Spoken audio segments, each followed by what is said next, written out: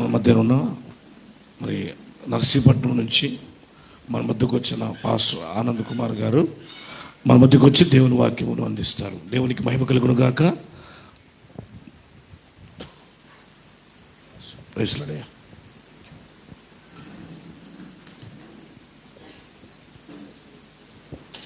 Praise the Lord. Hallelujah, హల్లెలూయా.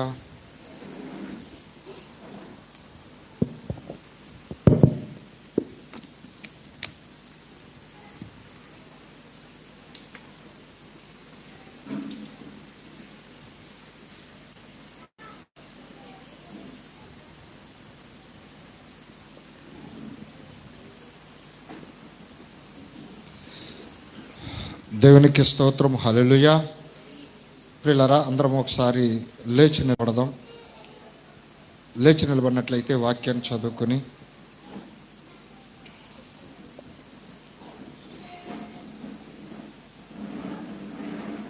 హెబ్రీయులకు రాసినటువంటి పత్రిక 13వ అధ్యాయము 8వ వచనాన్ని నేను చదువుచున్నాను. యేసుక్రీస్తు నిన్న నేడు ఒక్కటే రీతిగా ఉన్నాడు. అవును, యుగయుగములకును ఒక్కటే రీతిగా ఉండును. అలాగే మరొక వాక్యాన్ని మనం చదువుకుందాం. ఫిలిప్పీలకు రాసినటువంటి పత్రిక 3వ అధ్యాయము 20వ వచనాన్ని కూడా నేను చదువుచూ ఉన్నాను. మన పౌరస్థితి పరలోకమందున్నది. అక్కడ నుండి ప్రభు అయిన యేసుక్రీస్తు అను రక్షకుని నిమిత్తము కనిపెట్టుకొనిచున్నాము. ప్రార్థన చేసుకుందాం. పరిశుద్ధుడా, కృపగలిగిన మా తండ్రి, దయగలిగిన మా దేవ, నీకే స్తుతులు స్తోత్రములు చెల్లిస్తూ ఉన్నాం. నిన్న నేడు నిరంతరము ఏకరీతిగా దేవుడవు, ఆదిలోనే అంతమెరిగిన దేవుడవు అయి ఉన్నావు ప్రభువా. ఇదిగో నా తండ్రి, ఈ గడియలో మాకు ఏది అవసరమో ప్రభువా, అది మాకంటే ముందు నీకు తెలుసున్న ప్రభువా. ఈ యొక్క సమయంలో నా తండ్రి, నీ సన్నిధిని చేరిన ప్రతి వ్యక్తిని ఒక్కసారి మీరు దర్శించమని అడుగుచూ ఉన్నాను. ఇదిగో ప్రభువా, నీ పరిశుద్ధాత్మ శక్తి ఇదిగో నా తండ్రి ఈ ఆవరణం అంతటిలో కూడా ప్రభువా నాయన సందర్శించి మా హృదయాలను పరిశీలించి పరిశోధించి మాకు ఏది అవసరమో ప్రభువా ఆ మాటలు ఇదిగో ప్రభువా మీరు మాకు బయలుపరచమని. ఇదిగో నా తండ్రి నాయన కూడిన ప్రతి వ్యక్తిని నీ సిలువ చాటున మరుగుపరచుకోమని, అలాగే నన్ను కూడా నీ సిలువ చాటున మరుగుపరిచి ఏడంతల అభిషేకమును ఇచ్చి నాతో మాతో అందరితో సూటిగా తేటగా మీరే మాట్లాడమని మా ప్రభువును రక్షకుడైన యేసుక్రీస్తుని నామములో అడుగుచున్నాం మా పరమ తండ్రి. వర్షక్రమంలో కూర్చుందాం పిల్లరా. ఎవరి సీట్లో వారు కదలకుండా కూర్చున్నట్లయితే కొద్ది నిమిషంలో మనము వాక్యాన్ని ధ్యానం చేసుకుంటూ మనం ముందుకు వెళదాం. దేవునికి స్తోత్రం. హల్లెలూయా, హల్లెలూయా, హల్లెలూయా. మంచిది పిల్లారా, మనందరికీ తెలుసు మరి యేసుక్రీస్తు నిన్న నేడు నిరంతరము ఏకరీతిగా ఉన్నవాడు అని. దేవునికి మహిమ కలుగును గాక. అయితే ఆదిలో ఉన్న దేవుడే అంతంలో కూడా మరి మనందరితో కూడా మాట్లాడటానికి ఇష్టపడుచు ఉన్నాడు. మనందరి జీవితాలను మరి సరిచేయటానికి ఆయనే మన మధ్యకు దిగి వస్తూ ఉన్నాడు. దేవునికి మహిమ కలుగును గాక. పిల్లరా, మనం గమనించినట్లయితే మన పౌరస్థితి ఎక్కడున్నదండి? మన పౌరస్థితి ఎక్కడుంది? పరలోకమందున్నది. పరలోకమందున్నటువంటి మన పౌరస్థితిని మనం ఎక్కడున్నాం? మనం భూలోకంలో ఉన్నాం. మన పౌరస్థితి పరలోకమందున్నది. అక్కడ నుండి మనం భూమి మీదకి వచ్చాం. ఎందుకు వచ్చాము అంటే పిల్లరా, భూమి మీద పడిపోయిన చెడిపోయిన మన యొక్క జీవితాన్ని సరిచేసుకుని హల్లెలూయా మన యొక్క జీవితాన్ని మనం ఏం చేసుకోవాలండి? సరి చేసుకుని సక్రమైనటువంటి మార్గంలోనికి ఒక క్రమంలోనికి మనము తీసుకుని వచ్చి ఆ క్రమంలో ఈ శరీరమందు మన ఆత్మను పరలోకానికి వెళ్ళాలి అంటే ఆ ఆత్మను మనం సిద్ధపరచింది ఎక్కడంటే ఈ భూమి మీదనే. ఇంకా చెప్పాలి అంటే ఈ శరీరంలో ఉంటుండగానే. హల్లెలూయా. ఈ శరీరాన్ని విడిచిపెట్టిన తర్వాత మనం ఏమైనా చేయగలమండి? ఏమీ చేయలేం. ఈ శరీరాన్ని విడిచిపెట్టిన తర్వాత మనం ఏమీ చేయలేము. అయితే ఏది చేసినా మనం ఎప్పుడు చేయాలి అంటే ఈ భూమి మీద దేవుడు ఇచ్చిన మహాకృపను బట్టి మనకి ఇవ్వబడిన ఆయుష్కాలంలోనే చేయాలి. హల్లెలూయా. కాబట్టి ప్రియులారా, మనం చూసినట్లయితే ఈరోజు భక్తి చేస్తున్నటువంటి మనందరి యొక్క గురి ఏమై ఉన్నది? మన అందరి గురి ఏంటి? మన నిరీక్షణ ఏంటి? ఎక్కడి నుండి వచ్చామో అక్కడికి వెళ్ళడం కోసమే. ఎందుకంటే ప్రియులారా, చాలామంది ఉంటారు ఈ భూమి మీద లోకస్తులు ఉండబడిన వారు ఏమంటూ ఉంటారంటే, దేవుడు ఉన్నంత వరకు మనము భక్తి అని మనం ఏదో చేస్తున్నాము, కానీ చనిపోయిన తర్వాత ఎవరు ఎక్కడికి వెళ్తారో ఎవరికో తెలుసు. అంతేనండి, ఎవరు ఎక్కడికి వెళ్తారో ఎవరికో తెలుసు. కాబట్టి ఉన్నంత వరకు తినుతూ తాగుచూ ఎంజాయ్ చేద్దాం. మనకు బైబిల్లో కనబడతారు కదా ఒక వ్యక్తి, ఓ నా ప్రాణమా తినుము తాగుము సుఖించుము, దేవునికి మహిమ కలుగును గాక. ఆ తర్వాత స్టోరీ వేరు, అది నాకు అనవసరం. ఉన్నంత వరకే. వీళ్ళందరూ ఎవరు అంటే ప్రియులారా, శరీర సంబంధులు మాత్రమే. మనమైతే దేవునికి మహిమ కలుగును గాక. ఎందుకంటే మనము ఆత్మ సంబంధులము కాబట్టి మనం ఏం చేయాలి అంటే, శరీరంలో ఉంటుండగానే ఆత్మ సంబంధము ఏమై ఉన్నదో అది మన శరీరమందు ధరించుకొని ఈ లోకానికి పరిచయం చేయాలి మనం. హల్లెలూయా. ఎందుకంటే అప్పుడు మనల్ని చూసేసరికి ఏమవుతుందంటే, ఓ ఆత్మీయ జీవితం అంటే ఇలా ఉండాలా అని మన జీవితం కొంతమందికి ఏం చేయాలండి, ఒక ఆలోచనలోనికి తేవాలి. ఇప్పుడు మన జీవితం కొంతమందిని రక్షించే రక్షణలోనికి తీసుకొచ్చేటట్లుగా ఉందా, లేకపోతే మనల్ని బట్టి అనేక మంది నశించిపోయే విధంగా ఉందా అనేది కూడా మనము ఆలోచించవలసిందిగా మరి కనబడుతూ ఉంది.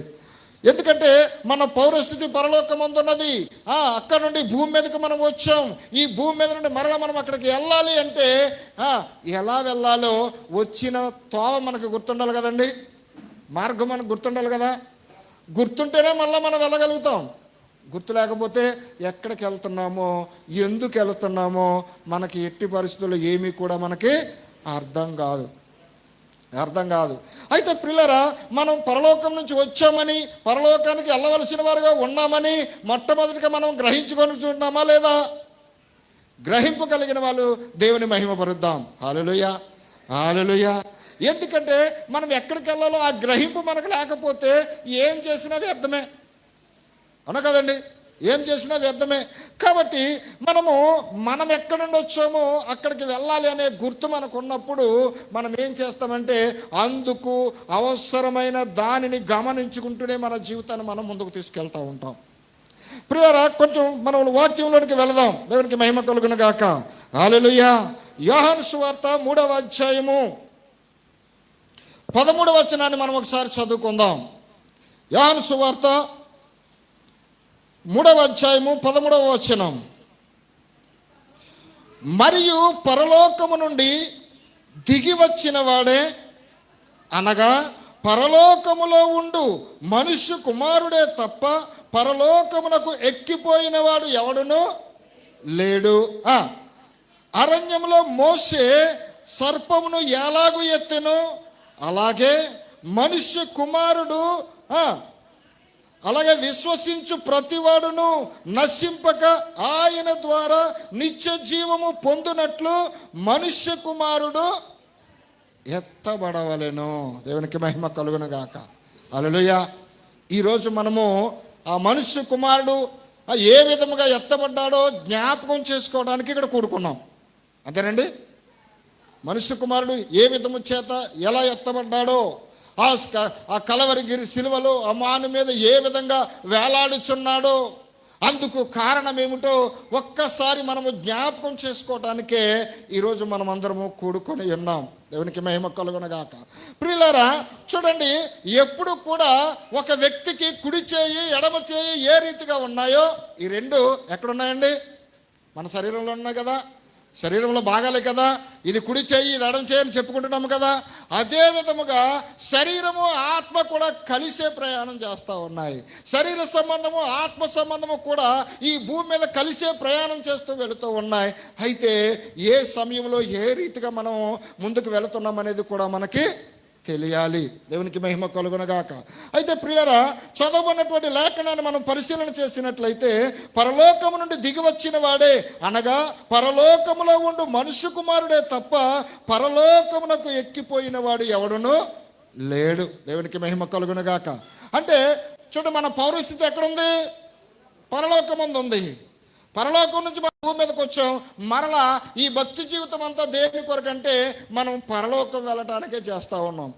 అయితే పరలోకాన్ని నుంచి దిగివచ్చి, మనకు మాదిరిగానే దిగివచ్చి మరలా తిరిగి ప్రయాణమై పరలోకానికి వెళ్ళినటువంటి వ్యక్తి ఎవరున్నారు?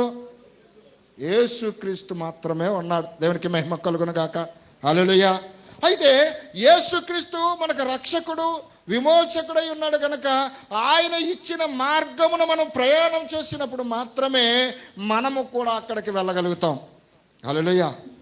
కాబట్టి మనం పరిశీలన చేసినట్లయితే ఇక్కడ మనకు వాక్యం సెలవిస్తుంది, ఒక మాదిరి చూపిస్తూ ఉంది మనకి. శరీర సంబంధంగా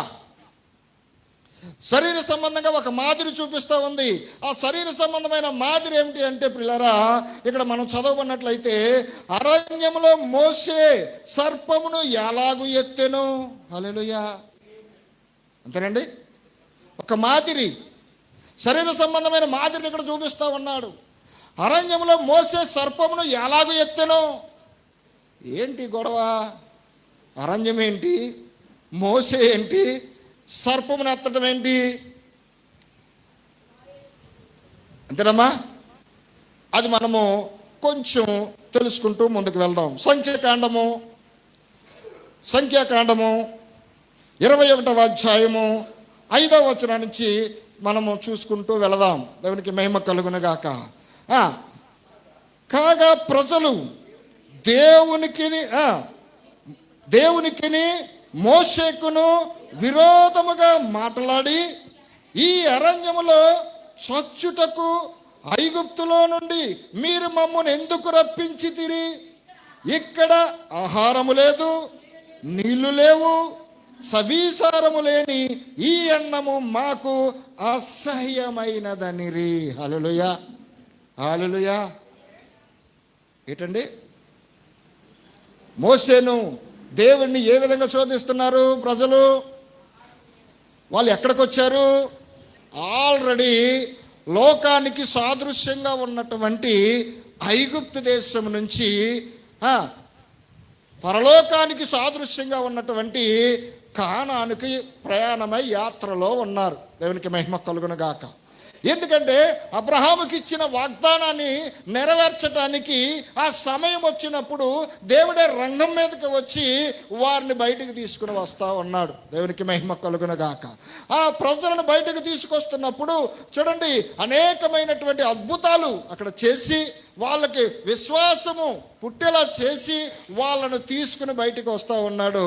వస్తూ ఉన్నప్పుడు మొట్టమొదటిగా వాళ్ళకి ఎదురుపడిన సమస్య ఏంటండి? ఎర్ర సముద్రము. అంతేనండి, ఎర్ర సముద్రము వాళ్ళకి ఎదురుపడింది. ముందు చూస్తే ఎర్ర సముద్రము, వెనక చూస్తే ఫరో సైన్యము. ఈ రెండింటి మధ్య నలిగిపోతున్న సందర్భంలో ప్రభువా మేమేం చేయాలి అని అందరూ అయోమయ స్థితిలో ఉన్నప్పుడు మోషేతో దేవుడు మాట్లాడుతూ ఉన్నాడు. మోషే, నీవు మొర్ర పెట్టనేలా పలుకుము. హల్లెలూయా. ఏం చెప్తున్నాడండి? నువ్వు మొర్ర పెట్టనేలా నువ్వు మాట్లాడు. అప్పుడు దేవుని నామమును బట్టి అక్కడ ఆ సముద్రం మీద కర్ర పెట్టి మాట్లాడుచున్నప్పుడు ఏమైంది? సముద్రము పాయలుగా చీలిపోయింది. వీళ్ళందరూ ప్రయాణమై వెళ్ళటానికి ఒక మార్గం ఏర్పడింది అక్కడ. దేవునికి మహిమ కలుగునగాక. ఆ మార్గంలో తన ప్రజలుగా ఉన్నటువంటి ఇశ్రాయేలీలందరూ కూడా నడుచుకుంటూ ఆ సముద్రం దాటి అవతల ఒడ్డుకి వెళ్ళిపోయారు. అప్పుడు ఈ ఫరో యొక్క సైన్యము తరుముకుంటూ సముద్రం మధ్యకి వచ్చేసరికి దేవుడు వాళ్ళందరినీ సంహరించడానికి మరలా రెండింటినీ కలిపేశాడు. హల్లెలూయా. హల్లెలూయా. చూసారండి ఎంత గొప్ప దేవుడో. తన ప్రజల పక్షంగా అడ్డొచ్చిన ప్రతి దానిని తొలగించుకుంటూ తన ప్రజలకు మార్గాన్ని సిద్ధపరుస్తూ వస్తూ ఉన్నాడు. తన ప్రజల పక్షంగా వ్యతిరేకంగా ఏ ఒక్కరైనా యుద్ధం చేసినట్లయితే వారిని సంహరించడానికి ఆయన వెనకాడడు. హల్లెలూయా. కాబట్టి తన ప్రజలను సంహరించాలని వస్తున్నటువంటి ప్రతి వ్యక్తిని కూడా అదే సముద్రములో ఏం చేశారండి? సంహరించటానికి మార్గం అయ్యింది. ఆ మార్గమే కొంతమందికి ఏమిచ్చింది? ఆ మార్గమే కొంతమందికి అవతల గొట్టుకు వెళ్ళటానికి మార్గము చూపించింది. అదే దారి అంటే దేవునికి ఇష్టలుగా ఉన్న వాళ్ళని అవతలకు చేర్చింది, దేవునికి అయిష్టలుగా ఉన్న వారిని అక్కడే సంహరించేసింది. దేవునికి మహిమ కలుగునగా. చూసారండి, అంటే వారి పక్షంగా, తనను నమ్మిన ప్రజల పక్షంగా దేవుడు యుద్ధం చేయడానికి మరి రంగం మీదకి వచ్చి వాళ్ళు నడిపిస్తూ ఉన్నాడు. ఇప్పుడు అరణ్య మార్గంలో ప్రవేశించారు. 45 సంవత్సరాలు వాళ్ళు ప్రయాణ యాత్రలో, దేవునికి మహిమ కలుగునుగాక, వాళ్ళు కాళ్ళకేసుకున్న చెప్పులు అరిగాయండి? అరగల. వేసుకున్న ఈ వస్త్రము, చొక్కాలు చెమట పట్టి ఏమైనా నలిగిపోయినాయా? ఎంత గొప్ప దేవుడండి, ఎంత గొప్ప దేవుడు. ఈరోజు వేసుకున్న వస్త్రాలు పోనీ రేపు వేసుకున్నారు, ఇంకా మీకు ఇష్టమైతే ఇంకొక రోజు వేసుకున్నారు పరిస్థితిని బట్టి. ఒక 2-3 రోజులు వాడిన తర్వాత మళ్ళీ మీరు వేసుకోగలరా వస్త్రాలు? ఎందుకు వేసుకోలేరు మా? ఎందుకు వేసుకోలేరు? బయట నుండి వచ్చే కంపు కాదు, మీ కంపును మీరే. హల్లెలూయా, అవునా కదండి? మన దగ్గర నుండి వస్తున్నటువంటి కంపును మనమే భరించలేని పరిస్థితి. అలాంటిది 40 సంవత్సరాలు వస్త్రం నలగకుండా మాయకుండా వాళ్ళు ఉన్నారు అంటే ఏ స్థితిలో ఉన్నారు వాళ్ళు? ఏ స్థితిలో ఉన్నారు వాళ్ళు? ఎండ దెబ్బ తగలకుండగా ఆయన మేఘస్తంభంగా మారి వాళ్లకు చెమట పట్టడానికి కూడా అవకాశం లేకుండా చేశారు. దేవునికి స్తోత్రం, హల్లెలూయా, అవునా కదండి? వాళ్ళకి చెమట అనేది, నీకు చెమట పట్టకపోతే నువ్వు ఎన్నాళ్ళు వేసుకున్నా నీకు ప్రాబ్లం లేదు. వచ్చిన ప్రాబ్లం ఏంటి? చెమట పడితేనే. అంతేనమ్మా, చెమట పడితేనే. ఇప్పుడు చూడండి, వాళ్ళకి చెమట అనేది పట్టకుండగా, వేడి అనేది తెలియకుండగా అగ్ని, చూడండి పైన ఆ పగటి వేళ మేఘస్తంభంగా మారిపోయాడు. మేఘస్తంభంగా ఉంచి వాళ్ళని క్షేమంగా ఒళ్ళు నలక్కుండగా, దేవునికి మహిమ కలుగునుగాక. రాత్రి వేళ అవుతుంది, అయ్యో నా ప్రజలు, ఇదిగో ఈ యొక్క అరణ్యంలో అటు నుండో ఇటు నుండో విషసర్పాలు కానీ ఏదైనా పురుగులు కానీ ఏదైనా వచ్చి నా ప్రజలకు హాని చేస్తుందేమో, నా ప్రజలు బాధ పెడతదేమో అని చెప్పి రాత్రి వేళ అగ్ని స్తంభంగా, దేవునికి మహిమ కలుగునుగాక, తన ప్రజల పక్షంగా చూడండి ఎంత శ్రద్ధ తీసుకుంటున్నాడో ఒకసారి చూడండి. ఒకవేళ భూమి సంబంధంగా తల్లిదండ్రులుగా ఉన్నటువంటి మనము కనీసం మన పిల్లల పట్ల అంత శ్రద్ధ మనం తీసుకోగలమా? అంత శ్రద్ధ మనం తీసుకోగలమా మన పిల్లల పక్షంగా? మనం తీసుకోలేము.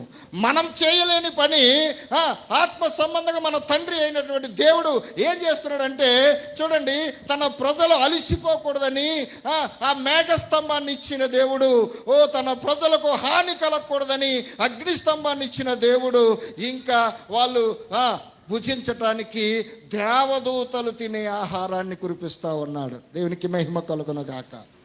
ఏ దినముకు ఆ దినము దేవదూతలు చక్కటి ఆహారాన్ని, మన్నాను విరిచి వడ్డిస్తూ ఉంటే చక్కగా తీసుకుని వాళ్ళకు ఇప్పుడు ఏం చేయాలి? వాళ్ళకి ఇంకేమైనా పని ఉందండి?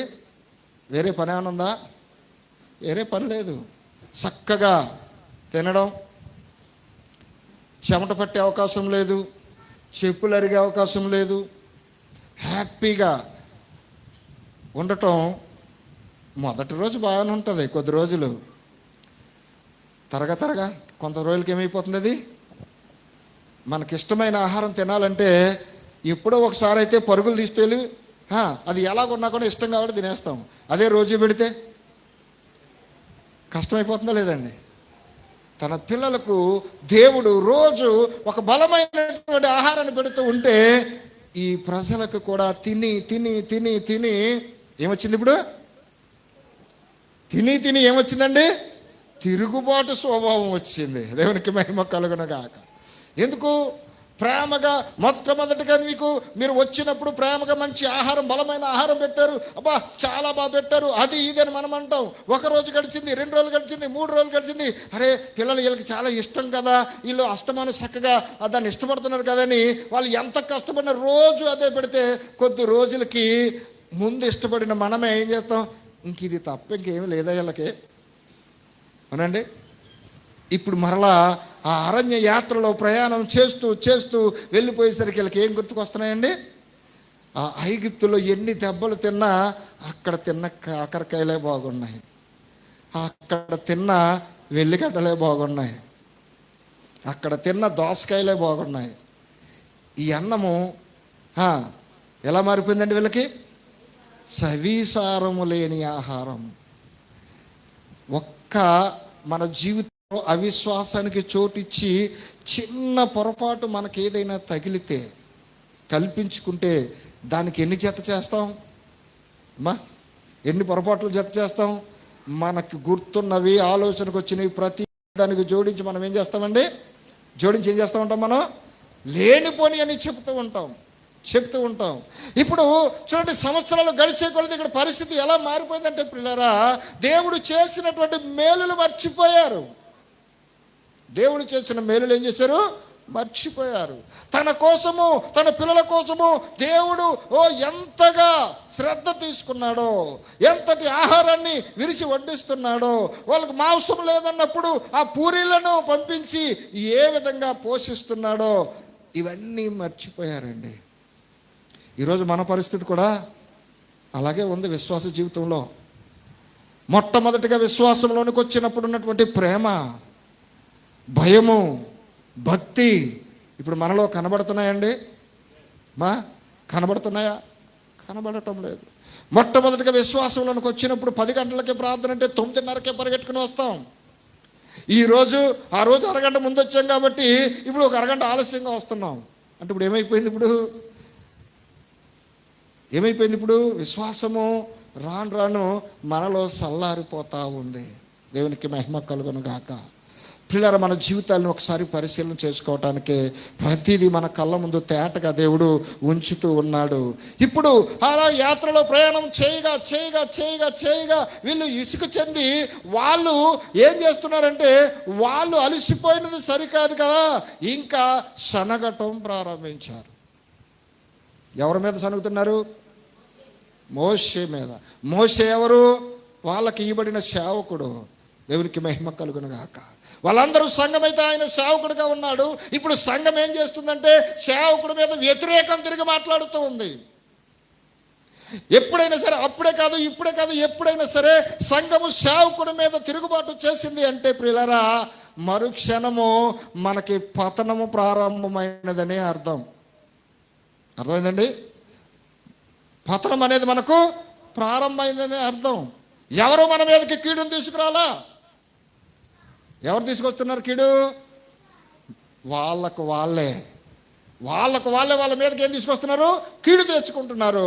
చూడండి, ఆ ప్రజలు ఇంతగా నడిపించినా సరే ఏం చేస్తున్నారు? అక్కడికి వచ్చేసరికి మరలా ఒకసారి చదువుకుందాం. కాగా ప్రజలు దేవునికి మోషేకును విరోధముగా మాట్లాడి, ఈ అరణ్యములో చచ్చుటకు ఐగుప్తులో నుండి మీరు మమ్మను ఎందుకు రప్పించితిరి? ప్రశ్నార్థకంగా, మళ్ళీ మామూలుగా కాదు, నిలదీసి అడుగుతున్నారు. ఏ అరణ్యంలో చూడండి, ఆ ఐగుప్తులో చనిపోతే అక్కడ ఏమైనా సమాధులు కరువు ఉన్నాయా? అక్కడేం కరువు లేదు కదా. వాళ్ళు ఎందుకంటే ఒకటి బాగా గమనించండి, ఆ రోజు కాదు ఈ రోజు అయినా నీ పొరుగోడు, నీ కానోడు నిన్ను ఎన్ని తిట్టినా ఎన్నన్నా నువ్వు పట్టించుకోవు. నిన్ను పోషించేవాడు ఒక మాట అంటే బాధనండి. నిన్ను పోషించేవాడు ఒక మాట అంటే వెంటనే తిరుగుబాటు స్వభావం. అనేక మాటలు అనడానికి మనం ప్రయత్నం చేస్తాం. అసలు మనకు ఎందుకు పనికిరాని వాడు, వాడితో మనకు సంబంధం లేదు, వాడు ఎన్ని దూషించినా మన పేరు పెట్టి మాట్లాడినా కానీ నాకు ఎందుకు వచ్చిన గొడవలు అని పోతాం. కానీ మనం పోషించేవాడు ఏమనంటే మాత్రం, అరే నన్ను పోషిస్తున్నాడు కదా, ఆయనకు ఒక మాట అంటే మనం పడితే తప్ప అని ఆలోచించుకోగలుగుతామా? ఆలోచించలేము. వెంటనే తిరుగుబాటు చేస్తాము. అదే విధంగా ఏమైందంటే చూడండి, ఈ 40 సంవత్సరాలు ఈ అరణ్య యాత్రలో వాళ్ళు ప్రయాణం అంతట్లో తోడుగా, నీడగా, అండగా ఉండి వాళ్ళకు ముందుని నడిపిస్తున్నటువంటి దేవుని మీద వాళ్ళు తిరుగుబాటు చేస్తూ ఉన్నారు. నాయకుడిగా, సేవకుడిగా ఉన్న మోషే మీద కూడా వాళ్ళు ఏం చేస్తున్నారండి? తిరుగుబాటు చేస్తూ ఉన్నారు. ఆ తిరుగుబాటు చేస్తున్నటువంటి సందర్భంలో చూడగా ఇప్పుడు ఎవరికి కోపం వస్తుంది? ఎవరికి కోపం వస్తుంది? ఇప్పుడు మోషే కోపం రావట్లా. దేవుడికి కోపం వస్తూ ఉంది. ఈరోజు కూడా అంతే. మీరు గమనించినా లేకపోయినా, మీరు ఎన్ని మాటలు ముఖం మీద అనకపోయినా ఆ సహోదరి దగ్గర, ఈ సహోదరి దగ్గర, ఆ సహోదరుడి దగ్గర మనము మన సేవకుడి గురించి, సేవకురాలు గురించి, సంఘము గురించి మనమే తప్పుడు ప్రచారం చేస్తాం. ఈ మాట సేవకుడికి దాకా వెళ్ళదని మనం అనుకోమండి. ఏదో ఒక విధంగా ఆ మాట ఎక్కడికి చేరాలో అక్కడికి చేరుతుంది. అరే, నా గురించి తప్పుగా అనుకుంటున్నారు, వీళ్ళు తప్పుడు ప్రచారం చేస్తున్నారు, ఓ ప్రభువా ఏంటి వీళ్ళ పరిస్థితి, వీళ్ళ సంగతి చూడనైనా, వీళ్ళకు బుద్ధి వచ్చేలా చేయనైనా అంటాడా సేవకుడు? అంటాడండి? అనడం. ఓరే, వీళ్ళు ఇంతగా నేను వాళ్ళ కోసం ఎంత కష్టపడి, ఎంత ప్రార్థన చేసి, ఎంత చేసినా వీళ్ళు అర్థం చేసుకోలేకపోతున్నారు. ప్రభువా ఒక్కసారి నీ కనుదృష్టాలపై ఉంచిన ఆయన వాళ్ళకి అర్థం చేసుకునే మనసును దయచే ప్రభువా, అసలు నిజమైన వాస్తవం ఏంటో వాళ్ళకి తెలియచేయను ఆయన అని నీ పక్షముగా కన్నీరు కారిస్తూ ప్రార్థన చేసేవాడే సేవకుడు. దేవునికి మహిమ కలుగునగా.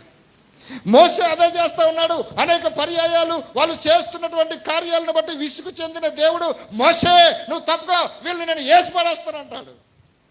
అయ్యా, వాళ్ళని ఏమైనా చెయ్యాలంటే ముందు నన్ను చెయ్యి, నువ్వేం చేసినా.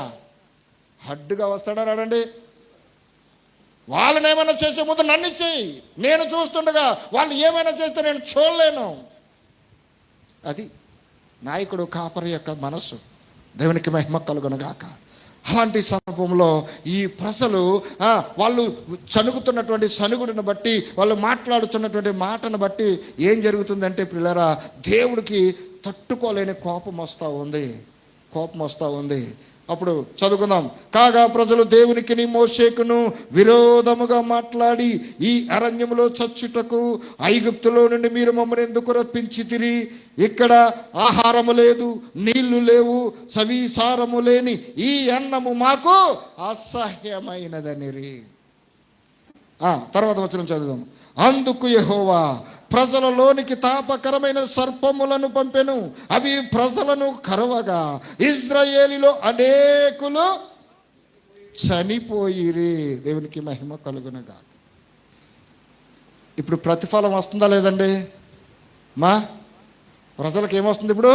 వారి జీవితంలో వాళ్ళు ఏ విశ్వాసాన్ని అయితే కలిగి ఉన్నారో, ఎంతవరకు అయితే శోధించారో, ఎంత విత్తనం వేస్తే అంత పంట వస్తుంది కదా. వస్తుంది రాదండి? ఇప్పుడు ఎంత ఎక్కువగా దేవుణ్ణి శోధించారో, ఎంత ఎక్కువగా ఆ సేవకుని శోధించారో, శోధించిన ప్రతి వ్యక్తి, అనేక మంది ఎక్కువగా శోధించి మూట కట్టుకున్న వాళ్ళందరికీ ప్రతిఫలం కావాలి కాబట్టి స్పాట్లో వెళ్ళిపోయారు. సర్పము కాటు వేసిన వాళ్ళకి ఇంకా ఆలోచించుకోవడానికి అవకాశం లేదు, ఇంకా వాళ్ళకి చనిపోయారు. అయితే కొంతమంది ఉంటారు కదా తెలివైనటువంటి వాళ్ళు, కర్ర ఎరక్కదు, పాము సాగకూడదు, ఈ విధంగా జ్ఞానయుక్తంగా అతి తెలుగుగా మాట్లాడే వాళ్ళు ఉంటారు కదా కొంతమంది. ఉంటారండి. వాళ్ళను కూడా పాములు వెళ్ళి కరిచాయి. ఇప్పుడు వాళ్ళు జ్ఞానయుక్తంగా నడిచే మనుషులు, వాళ్ళు తెలివైన మనుషులు కాబట్టి అప్పుడు ఆ విధంగా మాట్లాడారు. ఇప్పుడు ఈ పాము వచ్చి వాళ్ళు కాటు వేయగానే వాళ్ళు వెంటనే క్యాచ్ చేయగలిగారు. వాళ్ళు ఇదిగో నేను చేసిన అవిధేయతను బట్టి, నేను చేసిన పొరపాటును బట్టి, దేవునికి వ్యతిరేకంగా నేను మాట్లాడిన మాటను బట్టి, సేవకునికి ఎదురుగా నేను మాట్లాడిన మాటను బట్టి దేవుని యొక్క ఉగ్రత ఇదిగో సర్పం రూపంలో వచ్చి ఇప్పుడు మన మీద కాటు వేసింది. అయితే ఈ ప్రమాదం నుంచి మనం తప్పించుకోవాలి అంటే ఖచ్చితంగా మనకు దేవుడే సహాయం చేయాలి. దేవునికి మహిమ కలుగునుగాక. అయితే దేవుడు మనకు సహాయం చేయాలంటే మొట్టమొదటిగా దేవునికి ప్రతినిధిగా మనకు సేవకుడిగా ఉన్న మోసే మనకు కావాలి. ఇప్పుడు వాళ్ళకి గుర్తొస్తూ ఉంది. ఇప్పుడు గుర్తొస్తుంది నాయకుడు ఇప్పుడు అవసరం. ఇంతకుముందు అదే నాయకుడు వాళ్ళకి నచ్చలేదు, ఎన్నో మాటలు మాట్లాడారు. ఇప్పుడు ప్రమాదం వచ్చి వాళ్ళ మీద పొంచి ఉన్నప్పుడు ఇప్పుడు ఆ సేవకుడు గుర్తొస్తూ ఉంది. మనం కూడా ఉంటాం కదా చాలామంది, ఉత్తప్పుడు సేవకుడు మనకు కనపడడం, వందనాలు చెప్పడానికి కూడా కష్టపడిపోతూ ఉంటాం. కానీ అవసరం వచ్చినప్పుడు మాత్రము పదే పదే ఫోన్లు చేయటం, రావటం, అయ్యా ఆయన ఏ కండిషన్లో ఉన్నాడో కూడా చూడం మనం. ఎందుకంటే అవసరము ఏ స్థితికైనా మనిషిని తీసుకొస్తూ ఉంది. హల్లెలూయా. ఇక్కడ చూడండి, తర్వాత చూద్దాం. కాబట్టి ప్రజలు మోషే యొద్దకు వచ్చి, మేము యెహోవాకును నీకును విరోధముగా మాట్లాడి పాపము చేసితిమి. హల్లెలూయా, దేవునికి స్తోత్రం. హల్లెలూయా, అందరూ ఒకసారి దేవునికి స్తుతి చెల్లిద్దాం. హల్లెలూయా. ఏం చేశారండి ఇప్పుడు వీళ్ళు? పాపం చేశారు. ఏంటి వీళ్ళు చేసిన పాపం? వీళ్ళు చేసిన పాపం ఏంటండి? విరోధంగా మాట్లాడటమేనా? ఇంకేమైనా ఉందా? అంటే నీకు నచ్చని వ్యక్తి గురించి నీ ఇష్టం వచ్చినట్టు మాట్లాడటం ఇప్పుడు పాపమా కాదా? అదేంటో ఆచితూచి అర్థం చేసుకుంటే ఈ సమస్య ఉండదు కదా, అవునా కదండి? ఇప్పుడు వీళ్ళు చేసిన పాపం వల్ల వీళ్ళు విరోధముగా మాట్లాడటమే. అసలు విరోధం ఎందుకు తెచ్చుకోవాలి? వీళ్ళు విరోధంగా భావించాల్సినంత తప్పు పని ఆ సేవకుడు ఏం చేశాడు? ఆ సేవకుడిని నియమించిన దేవుడు వీళ్ళకి ఏం చేశాడు? అంటే దేవుడు వీళ్ళకి చేసిన అన్యాయము ఏంటి అంటే, వీళ్ళు ఒళ్ళు అలిసిపోకుండా మేఘస్తంభాన్ని ఇవ్వటమా? అమ్మా, వీళ్ళకి ఏ హాని జరగకుండా అగ్నిస్తంభాన్ని ఇచ్చి వాళ్ళని కాపాడటమా? మేఘస్తంభాన్ని ఇచ్చి అగ్నిస్తంభాన్ని ఇచ్చి అహోరాత్రులు వాళ్ళ వెంట నడుస్తూ, అందుకే కదా లేఖనం సెలవిస్తుంది, ఇశ్రాయేలీల దేవుడు కునుకడు నిద్రపోడు అని. నీవు హాయిగా నిద్రపోతున్నావు, కానీ నువ్వు నమ్మిన దేవుడు నీ పక్షంగా నిద్రపోతున్నాడా? నిద్రపోవడం లేదు కదా. మరి ఇప్పుడు దేవుడు చేసిన అన్యాయం ఏంటి వీళ్ళకి?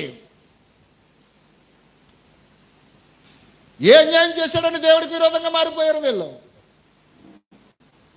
మోసే చేసిన అన్యాయం ఏమైనా ఉందా వీళ్ళకి? అమ్మా, మోసే వీళ్ళకి ఏమైనా అన్యాయం చేశాడా?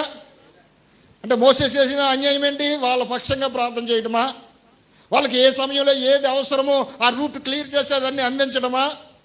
దేవుని పక్షంగా చూడండి, మీ పక్షంగా దేవునితో ప్రార్థన చేసి దేవునితో పెరిగిలాడి, అయ్యా నా పిల్లలు ఈ సమస్యలో ఉన్నారు, ఇదిగో ఈ అవసరంలో ఉన్నారు, ఇదిగో నాయన ఈ అవసరం నుంచి నువ్వు కాక మరి ఎవరు తప్పిస్తారు నాయన? సహాయం చేసేది నువ్వే కదా ప్రభువా, నువ్వు కాకుండా మాకు సహాయం చేసేవారు ఎవరున్నారు నాయన?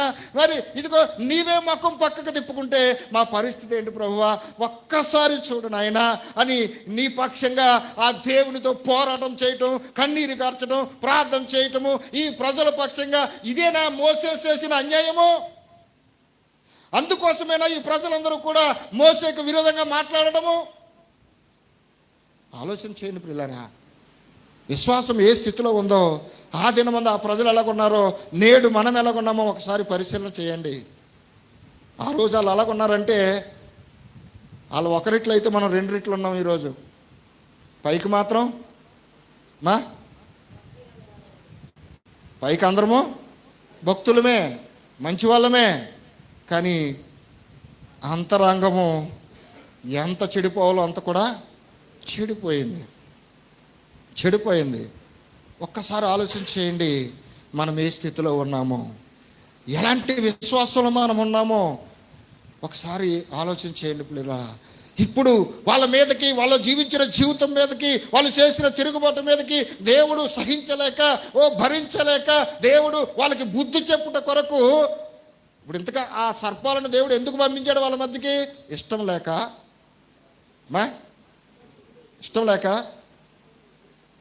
ఇప్పుడు నీ పిల్లలు ఉన్నారు, నువ్వు చెప్పిన మాట వినడం లేదు. నీ ఆలోచన ఏంటంటే లక్షణంగా ఉండాలి కాబట్టి మంచి వస్త్రాలు కొనాలని నువ్వు ఆశపడతా ఉన్నావు. వాళ్ళ పిల్లలు కాబట్టి వాళ్ళకి తెలియదు, లోకస్తులు వేసుకునేటువంటి టైట్ ప్యాంట్లు, టైట్ వస్త్రాలు, మర్మ అవయవాలని కనిపించి బయట పెట్టేటువంటి పలచటి దుస్తులు కావాలని వాళ్ళు కోరుకుంటున్నారు. నువ్వు కొనిచ్చేస్తావా అమ్మా? అది లక్షణమా? మరి నువ్వేం చేస్తావు? మొట్టమొదటిగా తప్పునైనా అలాంటి పనులు మనం చేయకూడదు, అలాంటివి మనం ధరించకూడదు అని ప్రేమతో హెచ్చరించవా? హెచ్చరించరా? ఖచ్చితంగా హెచ్చరిస్తాం. అయినా వినకుండా భీష్మించి కూర్చున్నాడు. ఏం చేస్తావు ఇప్పుడు? ఏం చేస్తావమ్మా? బెత్తం ఇచ్చుకోవా? అంటే ఇప్పుడు నీ చేతులతో నువ్వు కని పెంచిన నీ కుమారుని నువ్వు ఇప్పుడు గాయపరుస్తున్నావు కదా. అంటే నీ కుమారుని నిమిత్తం నువ్వు మేలు చేస్తున్నావా, కీడు చేస్తున్నావా? నీకు అర్థం అవ్వాలి కదా. అందుకే కదా వాక్యం చెప్తే, బాలుడు నడవలసిన త్రోవను వాడికి నేర్పించు. నీ బాలునికి నువ్వు బెత్తంతో శిక్షించకపోతే వాడి ఆత్మను నువ్వే పాతాలని కలుస్తున్నావు అని వాక్యం చెప్తుంది. ఎందుకు వస్తుంది శిక్షించే పని? వాళ్ళు సరైనటువంటి స్థితిలో లేనప్పుడు వాళ్ళ జీవితాలను సరిచేయటం కోసము పనిష్మెంట్గా దేవుడు ఏదో ఒకటి చేయాలి. దేవునికి మహిమ కలుగును గాక. ఇప్పుడు ఆ తాపకరమైన సర్పాలు చూసా ఎప్పుడైతే వచ్చాయో, అందుకు ఈ భూమి మీద అవకాశం లేని వాళ్ళందరూ, వ్యతిరేకులందరూ వెళ్ళిపోయారు. అవకాశం ఉన్న వాళ్ళందరూ కూడా ఇప్పుడు ఏం చేయాలండి? పరుగులు తీస్తూ ప్రాణ భయముతో, హల్లెలూయా, ప్రాణ భయముతో ఓ పక్క సొంగ కార్చుకుంటూ, ఓ పక్క మరణంతో పోరాటం చేస్తూ ఇప్పుడు పరుగు పరుగు పరుగు మోసే దగ్గరకు వస్తూ ఉన్నారు. 7వ వచనం చదువుకుందాం. కాబట్టి ప్రజలు మోసే యొద్దకు వచ్చి, మేము యెహోవాకును నీకును విరోధముగా మాట్లాడి పాపము చేసితిమి. యెహోవా మా మధ్య నుండి ఈ సర్పములను తొలగించినట్లు ఆయనను వేడుకొనమనిరి. హల్లెలూయా.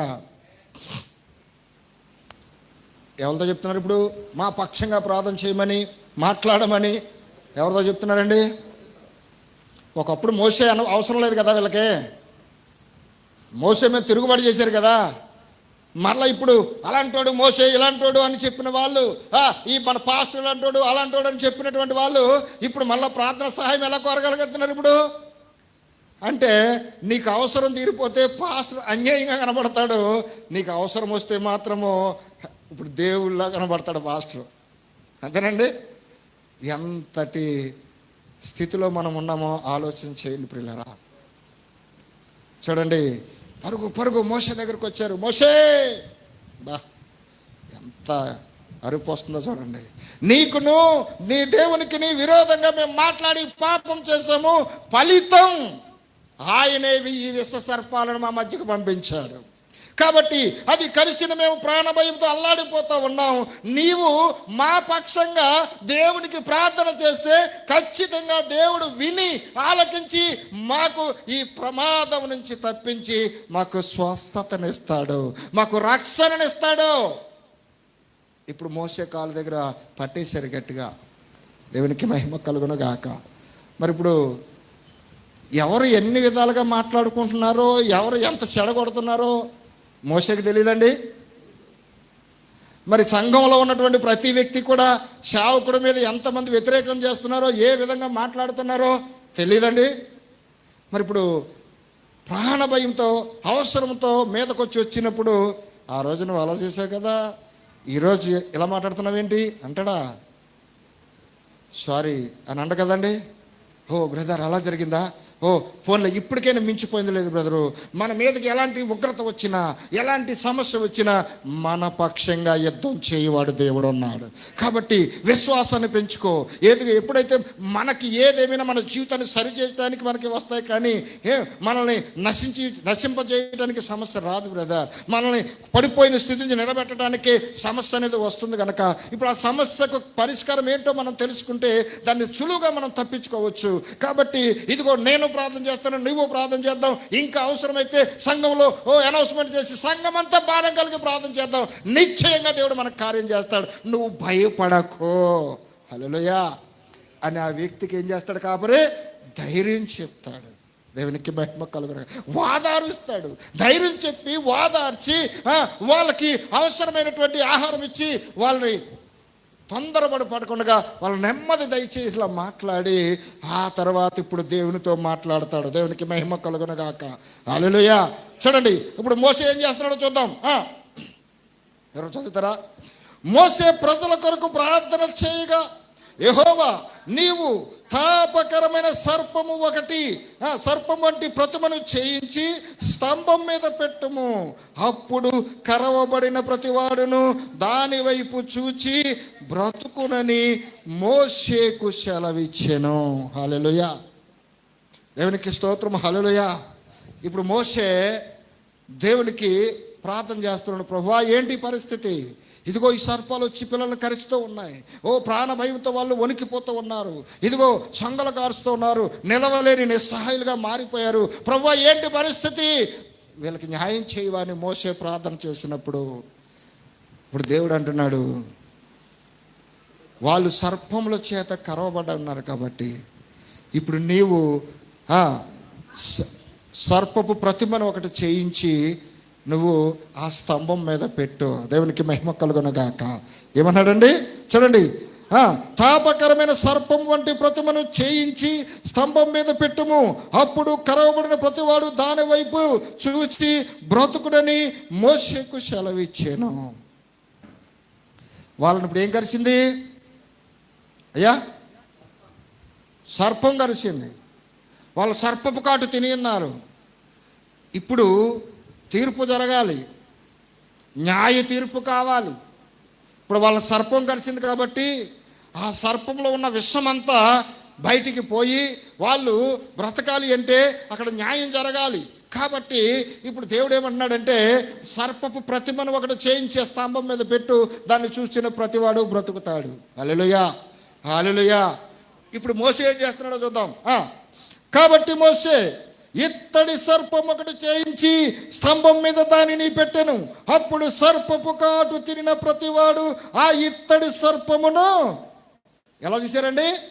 నిదానించి చూచినందున బ్రతికెను. దేవునికి మహిమ కలుగునగాక.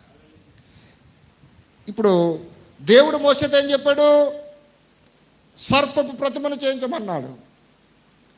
సర్పపు ప్రతిమను చేయించమన్నాడు.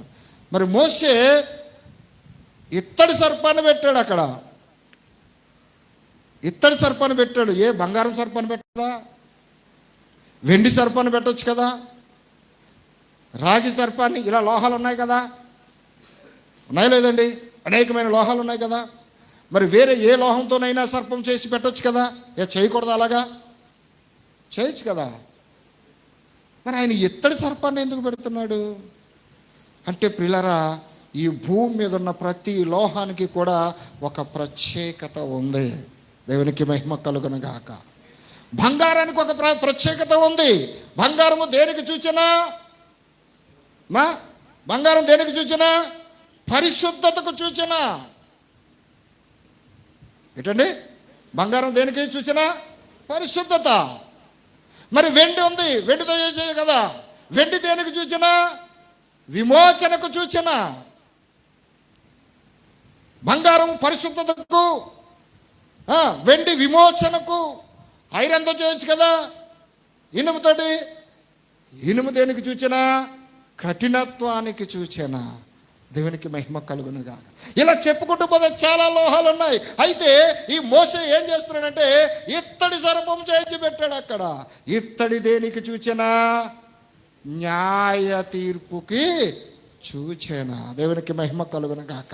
ఇప్పుడు సర్పము కరవబడింది కాబట్టి ఇదిగో ఆ సర్పపు కాటు తిరిగిన ప్రతివాడు ఆ సర్పాన్ని చూస్తే దేవుడు బ్రతుకుతాడని, రక్షించబడతాడని అవకాశం ఇచ్చాడు. కాబట్టి ఆ యొక్క న్యాయ తీర్పుకు సూచనగా ఉన్న ఒక ఇత్తడిని తీసుకుని ఒక సర్పము తయారు చేసి ఆ స్తంభం మీద నిలవబెట్టాడు. దేవునికి మహిమ కలుగునుగాక.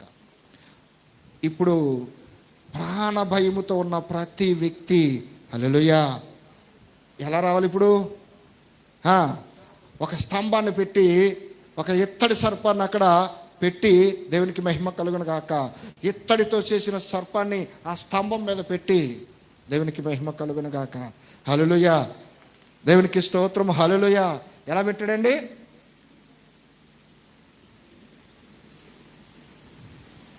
ఇక్కడ పెట్టాడు ఒక పాము లాంటి సర్పాన్ని.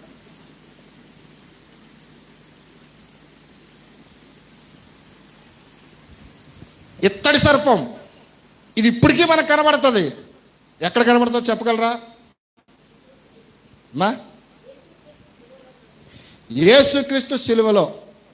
ఓకే, ఇంకా మోసే పెట్టిన ఈ ఇత్తడి సర్పము ఇప్పటికీ మనకు కనబడుతుంది.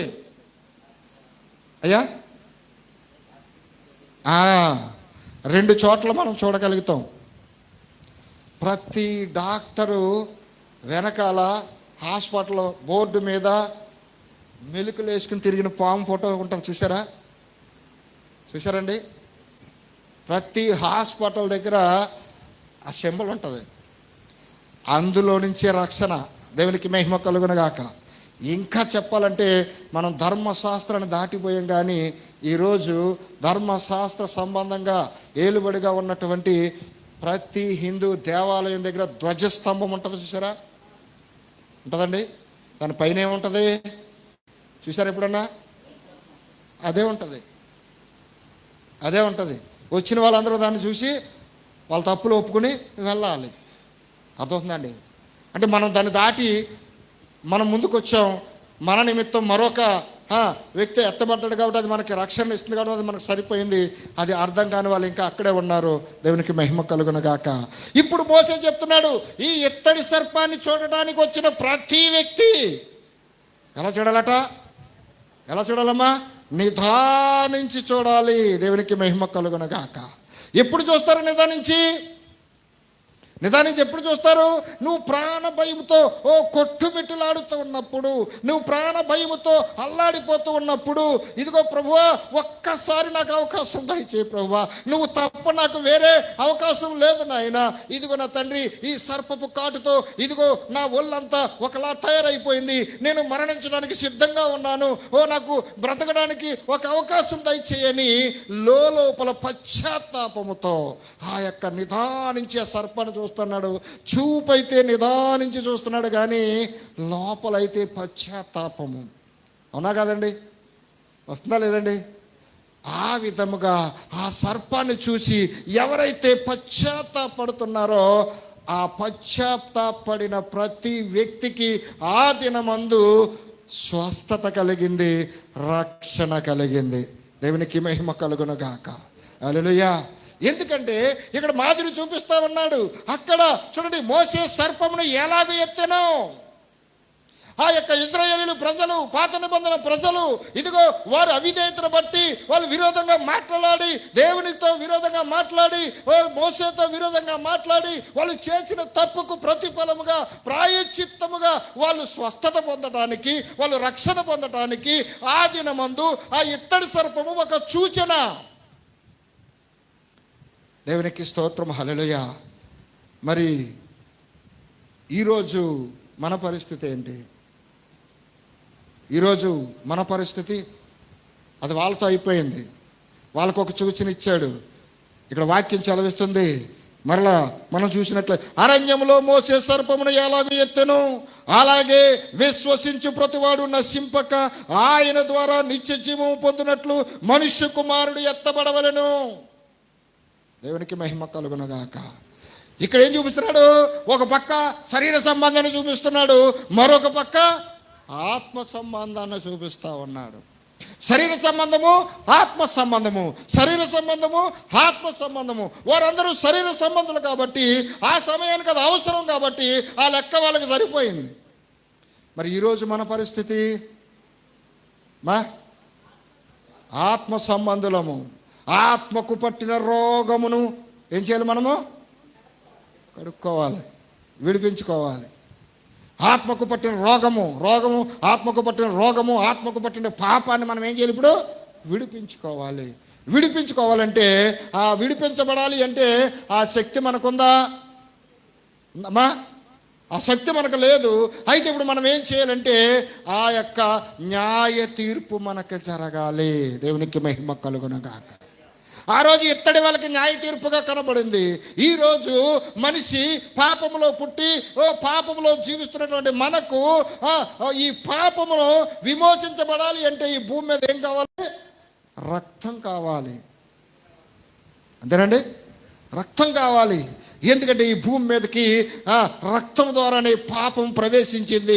కాబట్టి ఆ రక్తము మరలా దాన్ని శుభ్రం చేయాలి అంటే ఆ రక్తము, పాపపు రక్తము పోయి ఇదిగో పవిత్రంగా మార్చబడాలి అంటే పరిశుద్ధమైన వ్యక్తి ఆ పరిశుద్ధమైన రక్తాన్ని మనకు ఒలికిస్తే తప్ప దానికి మనకి విమోచన, విడుదల మనకి రాదు. దేవునికి స్తోత్రం. హల్లెలూయా. కాబట్టి ఆ పరిశుద్ధమైన వ్యక్తి ఈ భూమి మీదకి వచ్చి ఒలికించాలి. చూడండి, ఆది నుంచి కూడా మనం చూసినట్లయితే చూడండి, మనుషుల యొక్క పాపాన్ని పరిహారం చేయడానికి ధర్మశాస్త్రాన్ని ఇచ్చి, ఇదిగో వాళ్ళు చేసిన తప్పును బట్టి ఇదిగో ఈ యొక్క గొవ్వను, ఈ గొర్రెను, ఈ ఎద్దును బలి అర్పించి తగు కానుకను అక్కడ అర్పిస్తే వాళ్ళకి ఏం జరిగేదండి? పాపము క్షమించబడలేదు కానీ ఆ పాపము కప్పబడింది. దేవునికి మహిమ కలుగును గాక. చూడండి, ఒక మాట మీకు చెప్తూ ఉన్నాను. ఏదెను తోటలో ఆదాము అవ్వలు తప్పు చేసినప్పుడు దేవుడు వారి పక్షంగా ఒక గొర్రె పిల్లను వధించి, హల్లెలూయా, ఏం చేశారండి? ఒక గొర్రె పిల్లను వధించి రక్తము కారుచుండగా దాని చర్మాన్ని తీసి, వాళ్ళు చేసిన అవిధేయతకే కదండి అక్కడ గొర్రె పిల్ల బలైంది. అంతేనండి, వాళ్ళు చేసిన అవిధేయతగా గొర్రెపిల్ల బలైంది. దాని చర్మాన్ని తీసి రక్తము కారుచుండగానే వీళ్ళు చేసిన అపరాధమును బట్టి వీరి శరీర మర్మ అవయవాలకు కప్పినాడు. దేవునికి మహిమ కలుగును. అంటే ఆ రోజు ఏదైనా తోటలోనే బలి జరిగింది కదా, మరి వాళ్ళు చేసిన పాపము పరిహారం చేయబడిందా? పరిహారం చేయబడిందా? లేదు. ఏం చేశారని పరిహారం చేయబడలేదు అక్కడ? వాళ్ళిద్దరే కదా ఉన్నారు.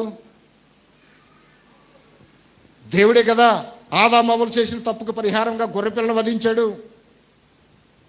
మరి ఆ స్వచ్ఛమైన ఆ గొర్రెపిల్ల రక్తము వాళ్ళ పాపాలను విడిపించలేదా? ఎందుకంటే ప్రియులారా, ఆ స్వచ్ఛమైన గొర్రెపిల్లే కావచ్చు, అది కూడా పాపములోనే ఉంది. దేవునికి మహిమ కలుగునగా. ఎప్పుడైతే ఆజ్ఞాతిక్రమముగా పాపముగా ఆ ఆదాము అవ్వలు పాపములో ప్రవేశించారో, అక్కడ దేవుడు సెలవిస్తూ ఉన్నాడు, నీవు నీ భార్య మాట విని నేను వద్దన్న పని చేసినందుకు కాను ఈ భూమి ఏమైంది? శపించబడింది. భూమి ఏమైందండి? శపించబడింది. భూమి శపించబడితే అందరం భూమిలో నుంచి వచ్చిన వాళ్ళం కదా? అందరూ అందులో నుంచి వచ్చిన వాళ్ళమేనా? పశువులేంటి, పక్షులేంటి, మనుషులేంటి, అందరూ భూమి ద్వారా వచ్చిన వాళ్ళమే కదా. మరి ఇప్పుడు అందరూ శాపంలోనికి వచ్చేసామా లేదా? కాబట్టి ఆ దినమందు దేవుడు వధించి ఆ చర్మపు చొక్కాలు చేయించిన ఆ గొర్రెపిల్ల రక్తము వారిని విడిపించలేకపోయింది. కాబట్టే ధర్మశాస్త్రాన్ని ఇచ్చాడు. ధర్మశాస్త్రంలో వాళ్ళు ఎన్ని బలులు అనిపించినా వాళ్ళు పాపమును దోషమును కప్పివేస్తూ ఉన్నాయి, కానీ విడుదల సంపూర్ణంగా లేదు. అయితే ఈరోజు విడుదల కావాలి అంటే ఏం కావాలి? మనకి సమీప బంధువుడు కావాలి. దేవునికి మహిమ కలుగును గాక. ఇప్పుడు నీ పిల్లలు తప్పు చేశారు. నీ పిల్లలు తప్పు చేస్తే నీ పిల్లలకు తప్పుగా మీరు అలా ఉంటుండగానే నీ పక్కింటి వాళ్ళు వచ్చి తెలుసో తెలియక చేసేలే వాళ్ళ పక్షంగా నేను కట్టేస్తానులే అంటే ఊరుకుంటారమ్మా?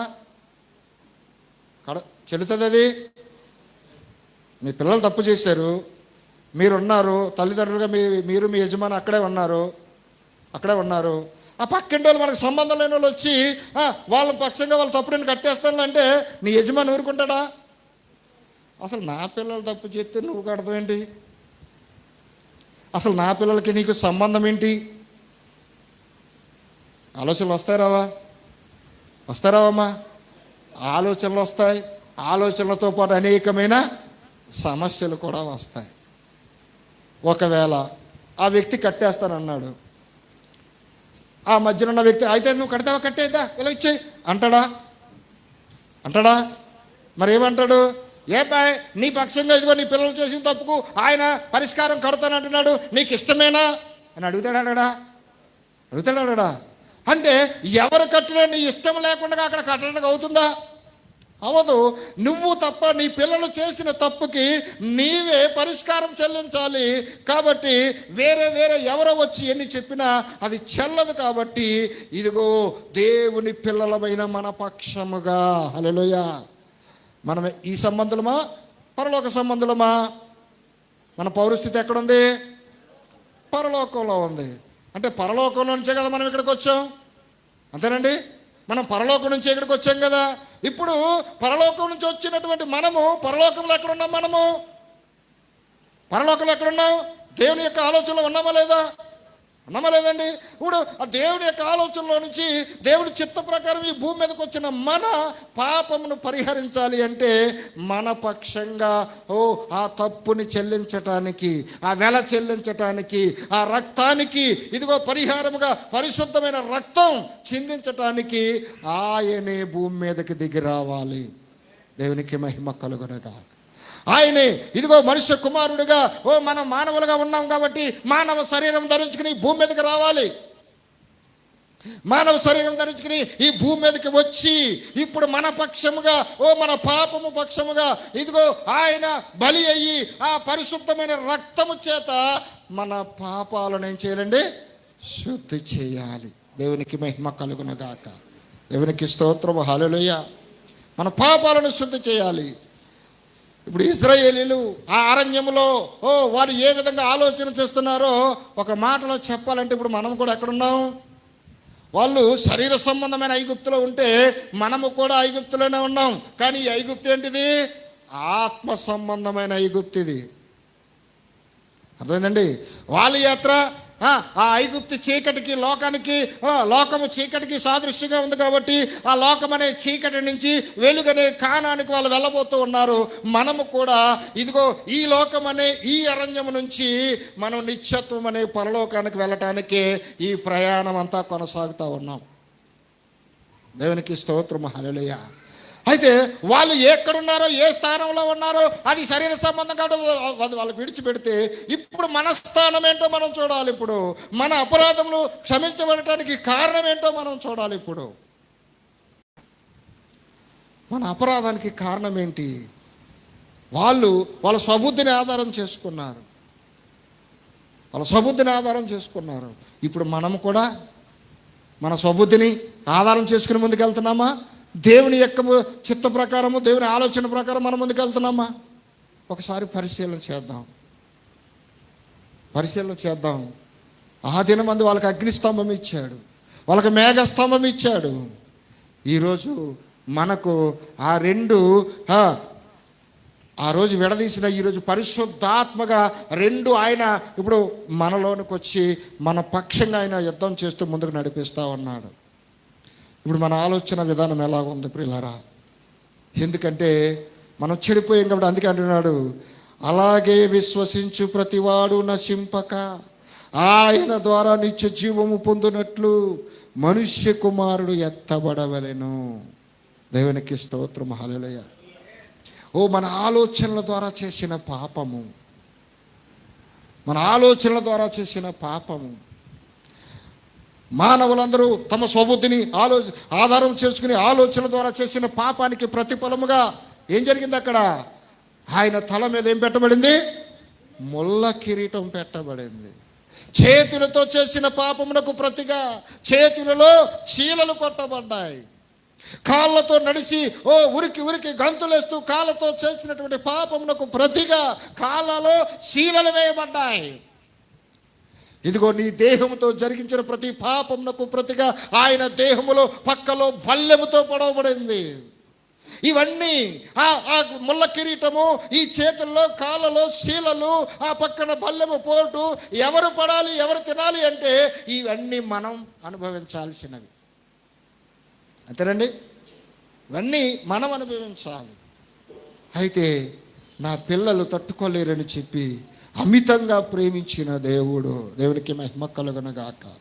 వాళ్ళు శరీర సంబంధాలు కాబట్టి వాళ్ళకి మేఘస్తంభాన్ని ఇచ్చాడు, అగ్నిస్తంభాన్ని ఇచ్చాడు.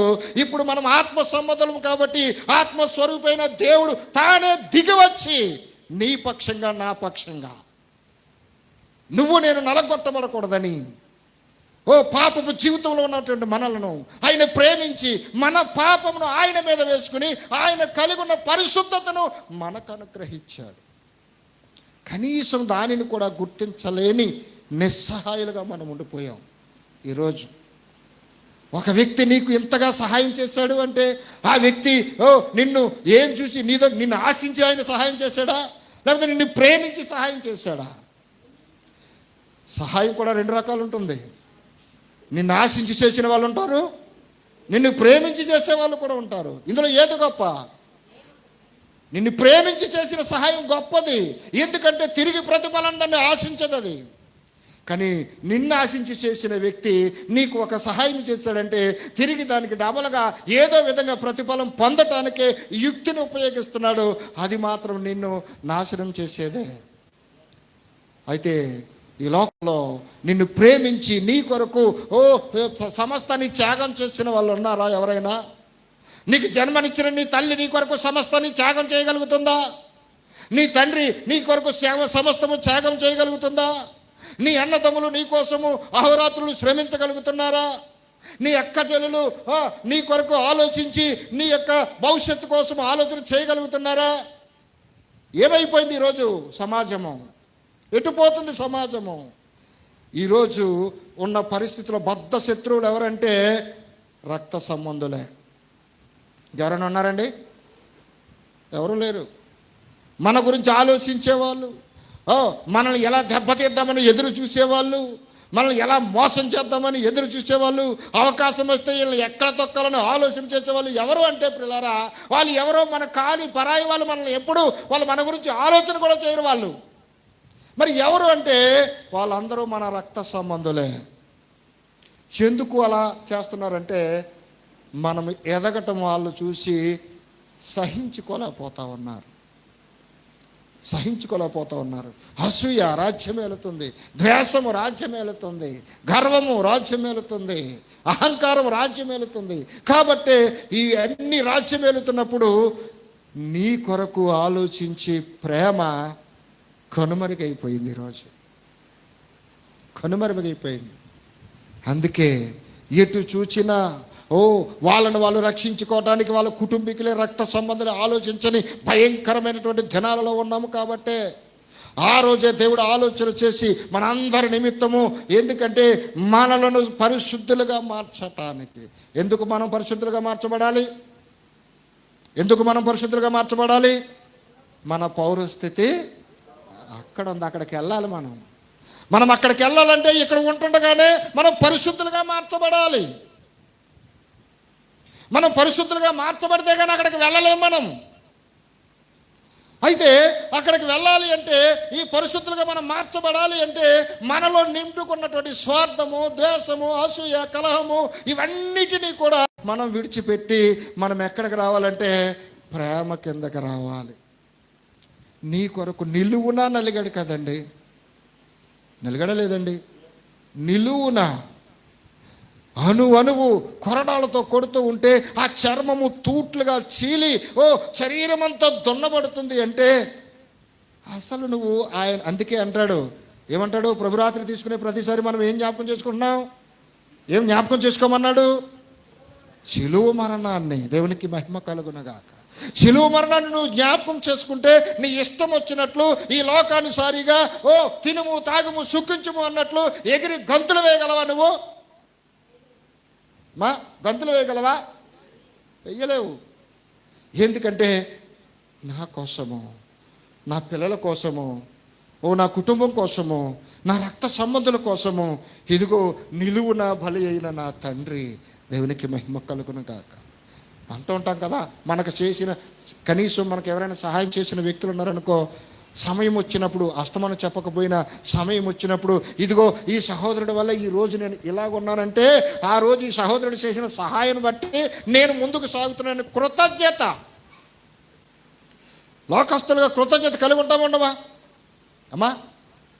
ఉంటాముండమా? మరి లోకస్తులుగానే ఇంత మనం కృతజ్ఞత కలిగి ఉంటే నిన్ను సృష్టించి ఈ భూమికి పంపించి ఇదిగో తన సృష్టికర్త ఉన్నాడు కాబట్టి తన గుణలక్షణాలు అన్నిటినీ నువ్వు అనుభవించి హల్లెలూయా ఈ సృష్టి అంతటిని అనుభవించి మరలా నీ స్థానాన్ని నువ్వు గుర్తెరిగి అక్కడికి వెళ్ళటానికి సమస్తాన్ని కల్పించిన దేవుని పక్షంగా ఎంత కృతజ్ఞత కలిగి ఉండాలి నువ్వు? ఎంత కృతజ్ఞత కలిగి ఉండాలి మనము? అదే కొరడా దెబ్బలతో కనీసం ఆయన 40 ఎన్ని దెబ్బలు కొట్టబడ్డాయండి? 39 దెబ్బలు. ఒక్క దెబ్బ మనం తినగలమా? కనీసం ఒక్క దెబ్బ మనము తినగలమా? ఎందుకంటే ఆ రోజు నా పిల్లలు శరీరం అలసిపోకూడదు, నా పిల్లలు వస్త్రాలు నలిగిపోకూడదు, నా పిల్లలు చూసారా ఎంత ప్రేమించారో, నా పిల్లలు ఏ విధంగానూ అలసిపోకూడదని చెప్పి మేఘస్తంభాన్ని తీసుకొచ్చి ఏసీలో ఉంచినట్టు ఉంచాడు. వాళ్ళు ఎలా పోతే నాకెందుకు అనుకుంటే ఆయన అలా మారవలసిన అవసరం ఉందా? అమ్మా, మన పితరులైన ఇశ్రాయేలీయుల కోసము ఆయనే మేఘస్తంభంగా మారాడు, ఆయనే అగ్నిస్తంభంగా మారాడు. అంతగా త్యాగం చేసిన దేవుడు ఈరోజు నీ కోసం నా కోసం పరిశుద్ధుడుగా ఉన్న దేవుడు ఈరోజు మన కోసం పాపిగా మార్చబడ్డాడు. ఏ స్థితికి దిగజారాడు ఆయన అంటే నిన్ను ఏ స్థితిలో ఏ స్థానంలోనికి హెచ్చించగలుగుతున్నాడు ఆయన. దేవుడు నీకు ఏ స్థానాన్ని కల్పించాడు, ఏ హోదాను కల్పించాడు. ఇంకా నువ్వు ఎక్కడ తిరుగుతున్నావు? ఇంకా నీ ఆలోచన ఎక్కడ తిరుగుతుంది? ఈ లోకం వైపు చూస్తున్నావా, దేవుని వైపు చూస్తున్నావా? ఈ లోకంలో ఉన్న హంగులు రంగులు ఇవన్నీ నువ్వు వెతుకుతూ ఉంటే దేవుని వైపు నువ్వు చూడలేవు, రాలేవు.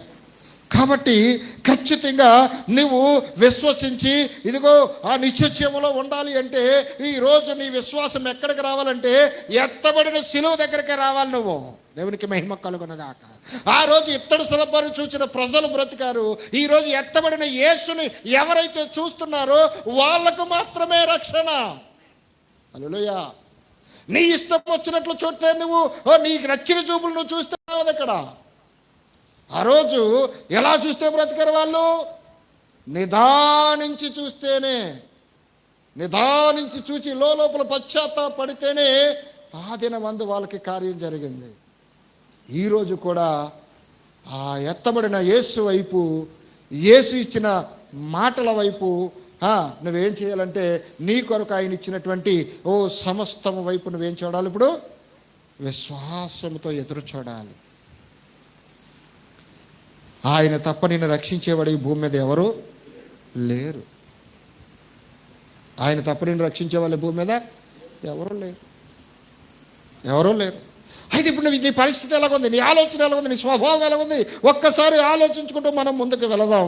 ప్రియులారా, ఇంకా మనం ఆలోచన చేసినట్లయితే చూద్దాం. దేవునికి స్తోత్రం. హల్లెలూయా. చూడండి, యోహాను సువార్త, యోహాను పత్రిక,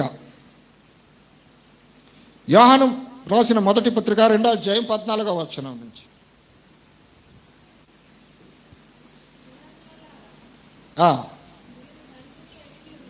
చిన్నపిల్లలారా, మీరు తండ్రిని ఎరిగి ఉన్నారు గనుక మీకు వ్రాయిచున్నాను. తండ్రులారా, మీరు ఆది నుండి ఉన్నవానిని ఎరిగి ఉన్నారు గనుక మీకు వ్రాయిచున్నాను. యవనస్తులారా, మీరు బలవంతులు, దేవుని వాక్యము మీ యందును నిలిచి ఉన్నది, మీరు దుష్టిని జయించి ఉన్నారు గనుక మీకు వ్రాయిచున్నాను. చదవడమా. లోకమునైనను లోకములో ఉన్న వాటినైనను ప్రేమించకుడి. ఎవడైనను లోకమును ప్రేమించిన ఎడల తండ్రి ప్రేమ వానిలో ఉండదు. ఇంకా చెప్తున్నాడు, లోకములో ఉన్నదంతయు అనగా శరీరాశయు, నేత్రాశయు, జీవపుటంబమును తండ్రి వలన పుట్టినవి కావు, అవి లోక సంబంధమైనవే. దేవునికి మహిమ కలుగునగాక. ఇంకా కింద మాట చెప్తున్నాడు చూడండి, లోకమును దాని ఆశయు గతించిపోవచ్చున్నవి కానీ దేవుని చిత్తమును జరిగించేవాడు నిరంతరము నిలుచును. హల్లెలూయా. ఇప్పుడు మన విశ్వాసం దేనికోసం? నిరంతరం నిలవడానిక, అర్ధంతరంగా ఆగిపోవడానిక? అమ్మా, నిరంతరం నిలవడానికి. మనం నిరంతరం నిలవాలంటే ఇప్పుడు ఏం చేయాలి? ఆల్రెడీ పాపంలో ఉన్నామండి, పాపంలో పుట్టాము, పాపంలో పెరిగాము, పాపంలోనే తిరుగుతూ ఉన్నామండి. ఇప్పుడు ఆ పాపాన్ని జయించాలి. మనం జయించాలవుతండి. ఆ నేత్రాశను జయించాలి, శరీరాశను జయించాలి, ఆ జీవపుడంబాన్ని జయించాలి. చూడండి, ఎంతో కాలముగా ఎలీషా దగ్గర శిష్యర్కం చేస్తున్న గెహజీని ఒకసారి పరిశీలన చేయండి. ఆయన ఎక్కడ ఉంటున్నాడు? ఆయన ఒక బలమైనటువంటి అభిషేకము కలిగిన దైవజనుని దగ్గర. మరి ఆ ప్రభావం, ఆ లక్షణం అక్కడ పనిచేయాలి వద్దా? పనిచేయాలి వద్దండి? పనిచేయాలి కదా. కానీ ఆయన ఆలోచన అంతా ఎలా ఉంది ఇప్పుడు? ఉందా లేదండి? ఇప్పుడు ఆత్మ సంబంధమైన వ్యక్తితో సహవాసం చేస్తూ ఆ విధమైన జీవితాన్ని గడుపుతున్నటువంటి ఆ వ్యక్తికి సడన్గా ఇప్పుడు ఆ నయమాను తీసుకొచ్చిన కానుకల మీద పడింది కన్ను. పడిందా లేదండి? ఆ వస్త్రాలు, ఆ కానుకలు ఒక్కసారి తీసుకుని వస్తే గురువుగారు అంటున్నాడు, నాకు అందులో ఏమీ వద్దు నాయనా, దేవుని కార్యం పొందుకున్నా, నువ్వు పట్టుకుని వెళ్ళిపో అన్నాడు. దేవునికి మహిమ కలుగునుగాక. కానీ కన్ను ఎవరి మీద పడింది? ఇప్పుడు ఎవరికి పడింది? గెహజీ దాని మీద పడింది. లోకరీతిగా ఆలోచన చేస్తూ ఉన్నాడు, అరే మా గురువు గారికి ఏమీ అర్థం కాదేంటి, ఆయనకి ఈ దానం చూస్తే ఎంతకాలం మనం హ్యాపీగా బ్రతకొచ్చు, ఈ వస్త్రాలు ఎంత విలువైనవి, ఈ వెండి ఎంత విలువైనది, ఈ బంగారం ఎంత విలువైనది, మా గురువు గారికి ఏమైనా పొరపాడైపోయిందో ఏంటి, కాలు కడికి వచ్చినండి కాలుతో దండేస్తున్నాడు అన్న కదండి. ఎందుకు వద్దంటున్నాడు ఆయన? అదంతా శపితమైనది. దేవునికి మహిమ కలుగునుగాక. అదంతా కూడా శపితమైనది, లోక సంబంధమైనది, పాపంతో కూడుకున్నది. అది ఏది నాకు వద్దు. ఆత్మ పూర్ణుడుగా, ఆత్మ అభిషేకం కలిగిన వ్యక్తిగా ఎలీషా చెప్తా ఉన్నాడు. ఇదిగో ఆ ప్రత్యక్షత లేని వ్యక్తిగా, లోక స్వభావం కలిగినటువంటి వ్యక్తిగా ఆ గెహజీ ఉన్నాడు కనుక, ఇదిగో చూడండి, ఆయన అంత దూరం వెళ్ళిన తర్వాత ఇప్పుడే వస్తాను గురుగారు అని చెప్పి ఏళ్ళు చూపించి గబగబా వెళ్ళిపోయాడు, పరుగులు తీస్తూ వెళ్ళిపోయాడు. అయ్యా ఇందాక చెప్పడం మర్చిపోయారు మా గురుగారు, అందులో కొన్ని ఇవ్వమన్నారు. హల్లెలూయా. అరే కొన్ని మాత్రమే, మొత్తం మీకే వద్దు, కొన్ని చాలు. దేవునికి మహిమ కలుగునుగా. కొన్ని తీసుకుని వచ్చాడు, రహస్యంగా దాచిపెట్టుకున్నాడు. ఇప్పుడు ఏమీ తెలియని అమాయకుల్లా వచ్చి చేయవలసిన పనులన్నీ కూడానే ఉంటూ సేవకుడు వెనకాల నమ్మిన బంటుగా ఉంటూ ఒక్క క్షణం దొరికితే అలాగే ఏం చేయాలి చేసి వచ్చేస్తారు. అంటారా లేదండి? ఏమా చిన్న సందు దొరికితే చాలు. ఎందుకు? అరే నేను ఇంత బలమైన సేవకుడు వెనకాల దేవుని సన్నిధిలో ఇంత బలంగా నేను ఎదుగుతున్నాను కదా, ఆత్మ సంబంధంగా అన్ని విషయాలు దేవుని యొక్క ప్రేరణ బట్టి నా దాసుడు నాకు సెలవిస్తూ ఉన్నాడు, అందుకే కదా దేవుడు నన్ను దీవించి ఈ రీతిగా ఉన్నాడు, కాబట్టి ఏమైంది ఏది నాకు అవసరం లేదు అని చెప్పి విశ్వాసంతో కట్టబడి ఉండగలుగుతున్నాడా? కానీ ఇక్కడ నమ్మకంగానే ఉంటున్నాడు, కానీ అక్కడ మెరిసేది ఏదో ఒకటి లోపల పెట్టుకుని ఉంటున్నాడు. సందు దొరికితే చాలు ఏమీ తెలియని వెళ్ళి తన పని చూసుకుని వచ్చి మళ్ళీ ఏమీ తెలియని వాడుగా గడుపుతున్నాడు. కానీ ఈయన ఎంత సీక్రెట్గా చేసినా తెలీదండి. అది తెలీదా? వచ్చిన తర్వాత ఏం నాయనా ఎక్కడికి వెళ్ళొచ్చావు అని అడిగితే ఏమన్నాడండి? నేను ఎక్కడికి వెళ్ళలేదండి. దేవునికి స్తోత్రం. హల్లెలూయా. చదవదులమ్మా. అరే అయ్యా నా ఆత్మ నీతో పాటు రాలేదా అక్కడికి? హల్లెలూయా. నువ్వేం చేసావో, ఏం తీసుకున్నావో, ఎక్కడ దాచిపెట్టావో, నీతో పాటు కూడా నా ఆత్మ వచ్చింది. ప్రతి విశ్వాసి యొక్క ఆలోచన వెనక కాపరి ఆలోచన ప్రయాణం చేస్తుంది. మీరు ఏమనుకుంటున్నారో తెలుసా? ఎందుకంటే ఎవరు ఏ క్షణంలో ఏ తప్పు చేస్తారో, ఏ తప్పులో పడిపోతారో అని తప్పు చేసే ప్రతిసారి ఎవరు గుర్తుకొస్తారు? దేవుడు గుర్తుకురాడు, ఖచ్చితంగా కాపరి గుర్తుకొస్తాడు. ఈ పని చేస్తే బాబు మన పాస్టర్ గారికి తెలిస్తే రేపు పొద్దున్న మళ్ళా మనకి రేవిట్టేస్తారేమో అని ఒకలాంటి భయం ఉంటుంది. ఆ భయం ఉన్న వ్యక్తి అక్కడ చూపించగలుగుతాడు ఆ భక్తిని. కాబట్టి ఇప్పుడు ఏం చేస్తాడు? అది తెలియకుండా కవర్ చేయడానికి ఆలోచన చేసుకుంటాడు. అంటే ఎంత బలమైన ఆత్మ కలిగిన వ్యక్తి దగ్గర నీ ఉన్న నీ లోకపు స్వభావమును, లోకపు విధానాన్ని నువ్వు తప్పించుకోకపోతే, నీ ఆలోచన లోకంతో ప్రయాణం చేస్తే నీ పరిస్థితి ఏమవుతుందంటే గెహజీకి పట్టిన గతే నీకు పడుతుంది. గెహజీకి పట్టిన స్థితి మనకి కూడా వస్తూ ఉంది. అది అవసరమా? మనకి అవసరమా? ఒక్క క్షణం ఆలోచన చేసుంటే ఆ తొందరపాటు వల్ల ఏమైపోయింది ఇప్పుడు? ఇంతకాలము చేసిన భక్తి అంతా కూడా ఇప్పుడు ఏమైపోయింది? క్షణంలో నాశనం అయిపోయిందా లేదండి? ఒక శాపను తెచ్చుకున్నాడా లేదా? ఒక కుష్ఠరోగిగా మారిపోయాడా లేదా? అతడికి మేలు పొందుకున్నాడు కాబట్టి ఆ ఆనందంలో ఆయన ఏమి ఉండడానికైనా రెడీ. కానీ వచ్చేది ఏ స్థితిలో వస్తుందో, ఏది వస్తుందో కూడా మనకు కూడా తెలియాలి. చాలా సందర్భాల్లో చూడండి, అవిశ్వాసి ఇచ్చే కానుక కూడా ఆ సేవకుడి మీద కీడుని తెచ్చి పెడతారు. తెలుసా మీకు ఆ విషయం? వాళ్ళు ఇష్టం వచ్చినట్లుగా అవిశ్వాసిగా జీవించి విశ్వాసం ఉన్నట్టు చోటు లేకుండా వాళ్ళు నచ్చినట్లుగా వాళ్ళు వ్యవహారం చేసి, అయ్యా నీ కొందనాలు ఇదిగో నా కానుకని ఇస్తే, ఆ కానుకను చూసిన సేవకుడు వివేచన లేకుండా ఆ కానుకను జేబులో పెట్టుకుంటే అక్కడ ఉన్నటువంటి దరిద్రం అంతా ఈ నెత్తినకు వచ్చి కూర్చుంటుంది. ఎందుకు వాళ్ళ కానుక? ప్రతిఫలమే కదా, అంతేనండి? ప్రతిఫలమే కాదా? ప్రతిఫలమే. నీకు జరిగిన కార్యానికి ప్రతిఫలంగా నువ్వు ఇస్తున్నావు అక్కడ. అయితే నీకు ఇచ్చిన దేవుడిచ్చిన కానుక, ఆ ప్రతిఫలం, ఆ బహుమానం వేరు, నువ్విచ్చేది మాత్రం వేరు.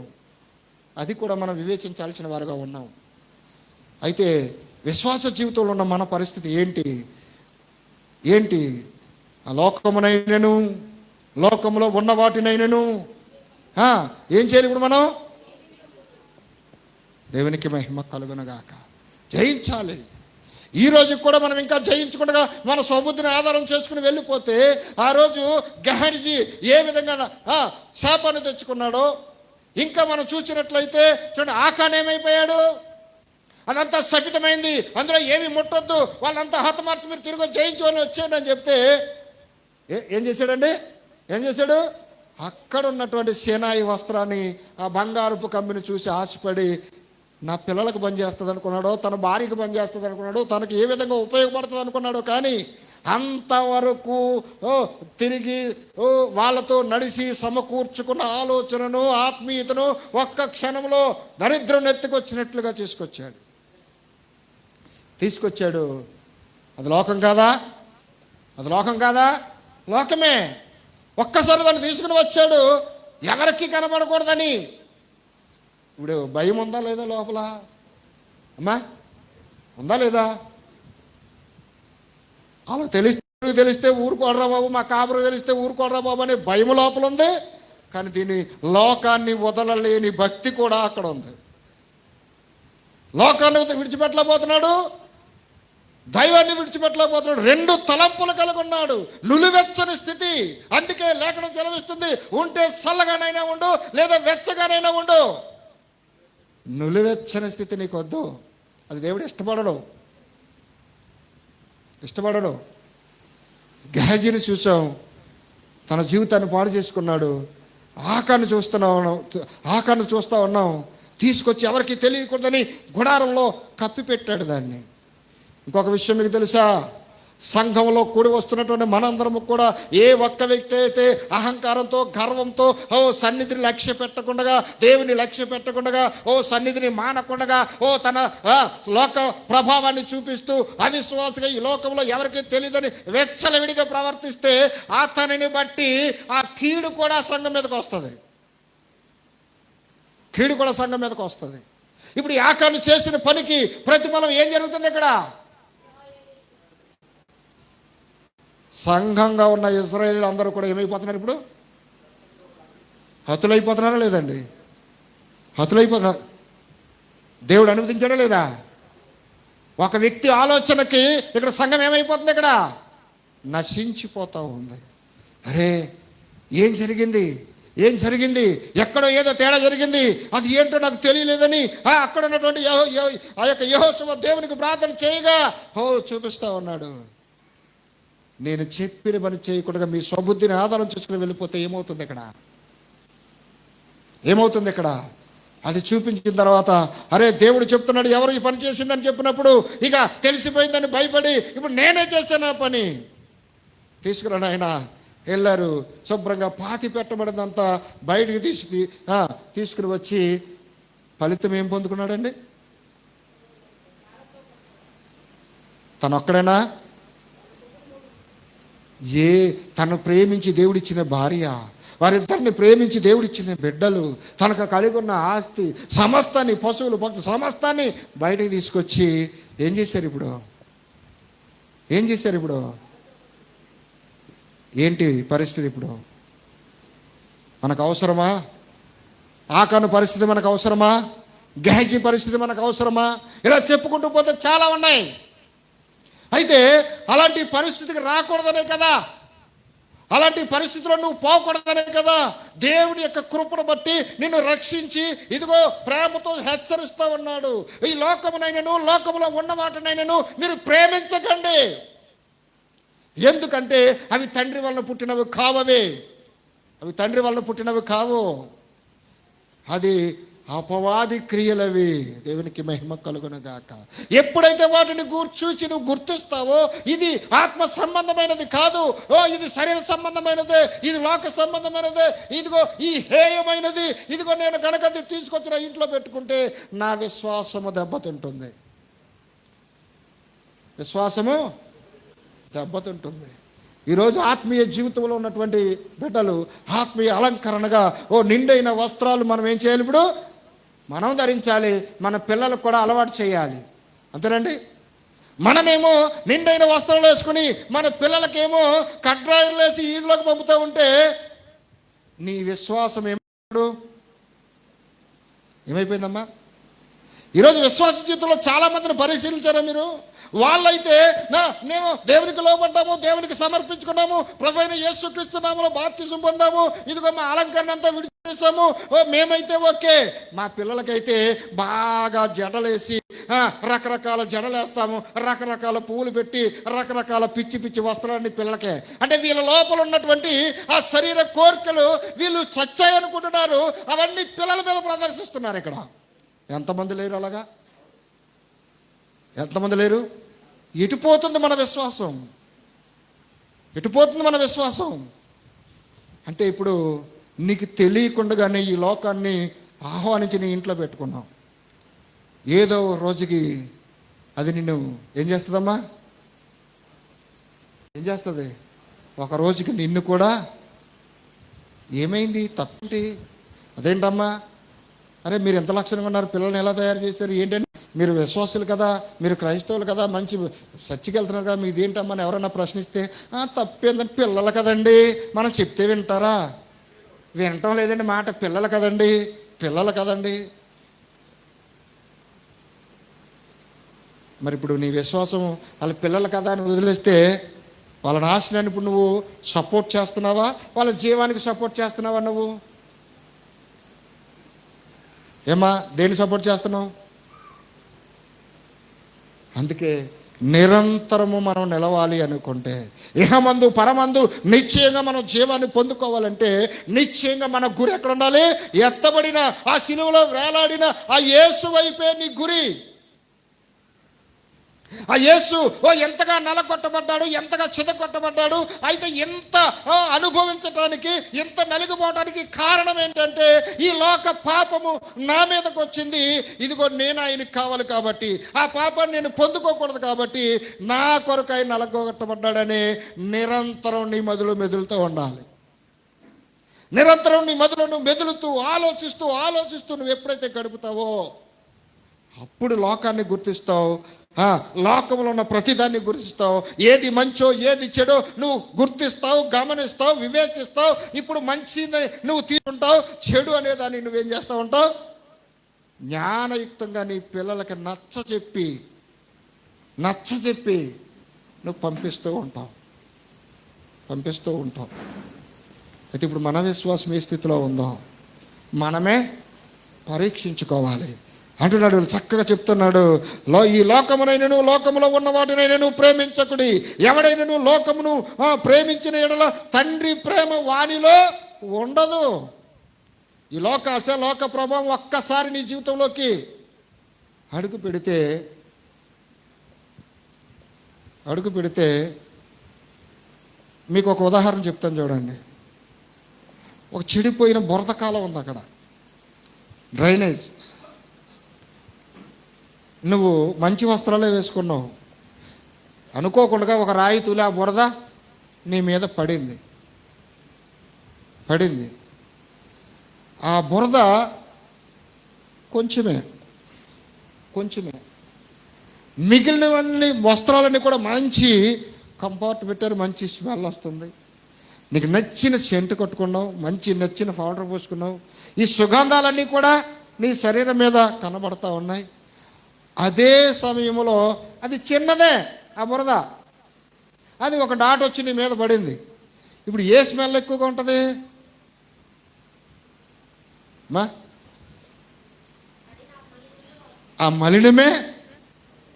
అవునండి, నువ్వు ఎన్ని సెంటులు కొట్టినా ఇక్కడ కనబడుతున్నాయి. ఇక్కడ ఆ మలినము ఈ అన్నింటినీ మింగేసింది. అది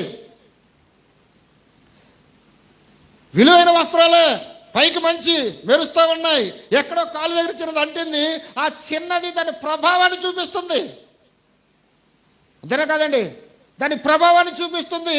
నువ్వు ఎంత తెల్లగా కనబడినా, మంచి వస్త్రాలతో కనబడినా, ఒక వ్యక్తి వచ్చి నీ పక్కన నిలబడాలి అంటే ఇప్పుడు నీ వస్త్రం కనబడుతుంది, అక్కడికి వచ్చి నిలబడిన తర్వాత నీ కంపు కనబడుతుంది.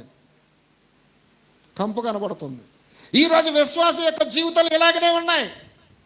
పైకి అంతా బాగానే ఉన్నారు, లోపల అంతా పరిస్థితి అంతా మురికి పట్టిపోయింది.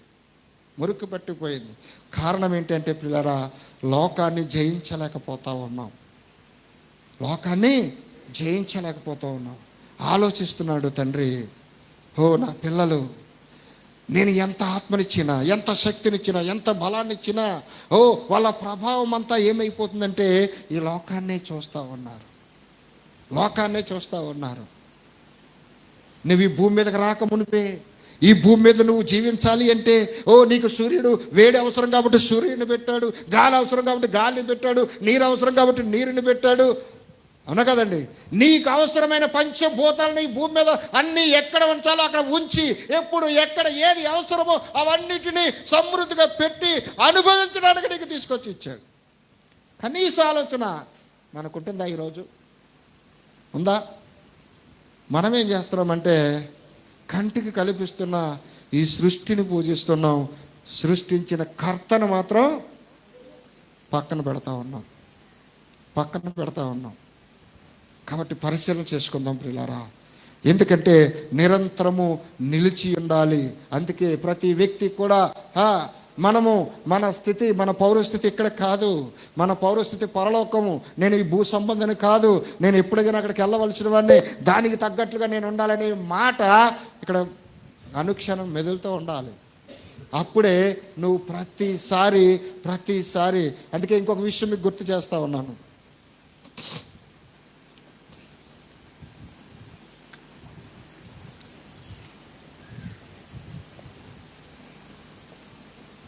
దేవునికి స్తోత్రం చెల్లుతున్నా. హల్లెలూయా. పరిశుద్ధంగా మంచి తెల్లటి వస్త్రాలు, నీకు నచ్చినటువంటి మంచి వస్త్రాలు మీరు ధరించారు. మీరు ఎక్కడికో ప్రయాణం వెళ్ళారు, బస్ స్టాండ్కి వెళ్ళారు, అక్కడ బురదతో ధూళితో నిండుకొని ఉంది. కూర్చుంటావమ్మా? అక్కడ నువ్వు కూర్చుంటావా? ఎందుకు కూర్చోవు? కాలు పీకుతున్నాయి కదా, నిలవలేని పరిస్థితి. ఇప్పుడు కూర్చోవాలి, అక్కడ చూస్తే ధూళి ఉంది, కూర్చోగలవా? మరి ఏం చేస్తావు? ఇప్పుడు విలువ దేనికి ఇస్తున్నావు? ఇప్పుడు నువ్వు నీ శరీరం బలహీనమై నేను బాధ పెడుతున్నా, నువ్వు విలువ దేనికి ఇస్తున్నావు? ఇప్పుడు నువ్వు ధరించిన వస్త్రానికి. అంతేనండి? నువ్వు ఏ వస్త్రం అయితే ధరించావో దాని విలువ నీకు తెలుసు, దాని యొక్క స్థితి నిన్ను ఎంత అందంగా ఉంచుతుందో అది నీకు తెలుసు. కాబట్టి నీ అందానికి భంగం కాకుండా, అది నలిగిపోకుండా ఉండుట కొరకు ఎంతసేపు అయినా నిలవడానికి చూస్తావు. ఇంకా తప్పదనుకుంటే దాన్ని శుభ్రం చేసిన తర్వాత కూర్చుంటావు. తప్పదు కూర్చోవాలన్నప్పుడు దాన్ని ఎలా శుభ్రం చేయాలో ప్రయత్నం చేస్తావు, చుట్టూ వెతుకుతావు, ఏ పేపర్ దొరుకుద్దో, ఏది దొరుకుద్దో అది తెచ్చి దాన్ని క్లీన్ చేసుకుని కూర్చుందామని ప్రయత్నం చేస్తావు. అంతేనమ్మా? అందుకే వాక్యము మనము ఒక వస్త్రంగా మనం ధరించుకున్నప్పుడు, ఆ నీతి క్రియలు ఒక వస్త్రంగా మనం ధరించుకున్నప్పుడు పాపం వైపు మనము పరుగులు తీయం, దాన్ని ఎలా శుభ్రం చేయాలని ఆలోచన చేస్తాం. అందుకే ప్రతి వ్యక్తి ఉన్నంత వరకు మంచి వస్త్రాలు కట్టుకోవాలి, నీ రూపాన్ని అందంగా ఉంచుకోవడానికి ప్రయత్నం చేయాలి. ఏదో ఉన్నానులే, ఎందుకు వచ్చిన జీవితంలే. ఎందుకంటే దేవుని యొక్క ఆత్మ, నువ్వు పరిశుద్ధుడివి, నీకు సమస్తాన్ని జయించగలవు, ఓ నీకు అసాధ్యమైంది ఏమీ లేదు, ఓ నా కుమారుడా, ఓ నా కుమార్తె, ఓ నేను కలిగి ఉన్న శక్తి అంతటిని నీకు అనుగ్రహించాను, నువ్వెందుకు ఇలా తయారవుతున్నావని చెప్పి అనుక్షణము దేవుని యొక్క ఆత్మ నీ చుట్టూ తిరుగుతూ ఏం చేస్తుందంటే నిన్ను ప్రేరేపణ చేస్తూ ఉంటుంది. కానీ పక్కనే దురాత్మ, దయ్యపాత్మ కూడా ఉంటుంది. చాలులే పెద్ద తయారవుతున్నావు, కానీ మొన్న నువ్వు చేసిన యాసాలు మర్చిపోయినట్టుకున్నావు, మొన్న అక్కడ పడిన గొడవ మర్చిపోయినట్టుగా ఉన్నావు, ఇక్కడ చేసినటువంటి చెడు పనులు మర్చిపోయినట్టుకున్నావు, ఏదో పెద్ద పరిశుద్ధుడని నువ్వు ఫీల్ అయిపోతున్నావు. నిన్ను బలహీనపరచటానికి దురాత్మ నీ పక్క నుండి ఏం చేస్తుంది? వెనక్కి లాగుతుంది. వెంటనే నువ్వు ఎక్కడికి వెళ్ళిపోతావు? ఇప్పుడు ఎక్కడికి వెళ్ళిపోతావమ్మా? ఇంతకుముందు తప్పు చేసావు, మర్చిపోయావు, మంచిగా బతుకుతున్నావు, మంచిగా ఉండాలనుకుంటున్నావు. ఆ మంచిని చూస్తావా? లేకపోతే అది గుర్తు చేసిన తప్పుని మళ్ళా ఆలోచించుకుంటావా? వెంటనే అరే ఆ రోజు నేను తెలుసో తెలియక తప్పు చేశాను, దాన్ని విడిచిపెట్టిన దాన్ని కూడా నాకు అనవసరం, ఈరోజు నా స్థితిలో నేను యథార్థంగా ఉన్నాను కాబట్టి ఏది ఏమైనా నా యథార్థతను కాపాడుకుంటాను అని విశ్వాసి మాత్రమే ఆలోచిస్తాడు. అదే ఈ దురాత్మ చేసిన ప్రేరణ బట్టి అవిశ్వాసి ఏం చేస్తాడంటే, అవును కదా, నిజమే కదా, మొన్న నేను తప్పు చేసిన వాడినే కదా, ఈరోజు పరిశుద్ధిని అనుకుంటే ఎవరు నమ్ముతారు? అర్థమైందండి? అంటే అనుక్షణము నిన్ను పరిశుద్ధతలో నుంచి ఉండకుండా అపవిత్రతలోనికి నిన్ను లాగడానికి దుష్టుడు ఎప్పుడూ ప్రయత్నం చేస్తూ ఉంటాడు. అదే పరిస్థితిలో నిన్ను ఉంచడానికి ప్రయత్నం చేస్తాడు. అందుకే నీ స్థానాన్ని కూడా నువ్వు గుర్తించుకోవాలి. అనుక్షణము నీ మాట పరిశుద్ధంగా ఉండాలి, నీ వస్త్రధారణ పరిశుద్ధంగా ఉండాలి, నీ రూపం పరిశుద్ధంగా ఉండాలి, నీ నడక పరిశుద్ధంగా ఉండాలి. నీవు కలిగిన ప్రతిదీ పరిశుద్ధంగా ఉంచుకోవడానికి ప్రయత్నం చేసినప్పుడు నిన్ను చూసి ఏ విధంగానైనా భంగపరచడానికి ప్రయత్నం చేసి చేసి చేసి చేసి ఇక నా వల్ల కాదని చెప్పి వాడు వెళ్ళిపోతాడు. నిజమా కాదండి? నిజమా కాదా? యోబు దగ్గర జరిగిందా లేదా కార్యం? యోబు దగ్గర జరిగిందా లేదండి? శోధించడానికి అపవాది వచ్చాడా లేదా? వచ్చి ఎన్ని విధాలుగా శోధించినప్పటికీ నేను ఏమైపోయినా కానీ నా విశ్వాసాన్ని నేను కాపాడుకుంటానని ఆ విశ్వాసంతో కట్టుబడి ఉంటే ఎన్ని విధాలుగా ప్రయత్నం చేసినా చేసి చేసి చేసి అలసిపోయి దండం పెట్టి వెళ్ళిపోయాడు వాడు. ఇప్పుడు తన భార్య కూడా ఒకసారి శోధిస్తుంది, ఎందుకు దేవుని దూషించి చనిపోరాదు అని. అయినా సరే ఏం చేసుకొచ్చాడు? ఎట్టి పరిస్థితుల్లో విశ్వాసాన్ని విడిచిపెట్టలేదు. అలాంటి బలమైన విశ్వాసగా మనం మార్చబడాలని, అందుకే లోకమును జయించాలి. ఆ లోకాన్ని ఎప్పుడైతే జయిస్తామో అప్పుడే మన పౌరస్థితిని జ్ఞాపకం చేసుకుంటూ మరి నిరంతరం జీవించడానికి అవకాశం ఉంటుంది. ఏంటి అంటే పిల్లరా, ఆ లోకాస్ ఏంటి? మనం ముందుకెళ్ళినట్లయితే కొన్ని విషయాలు చూసి మనం ముగించుకుందాం. దేవునికి స్తోత్రము, హల్లెలూయా. రోమపత్రిక 8వ అధ్యాయము 1వ వచనం నుంచి కొన్ని మాటలు చూసుకుందాం.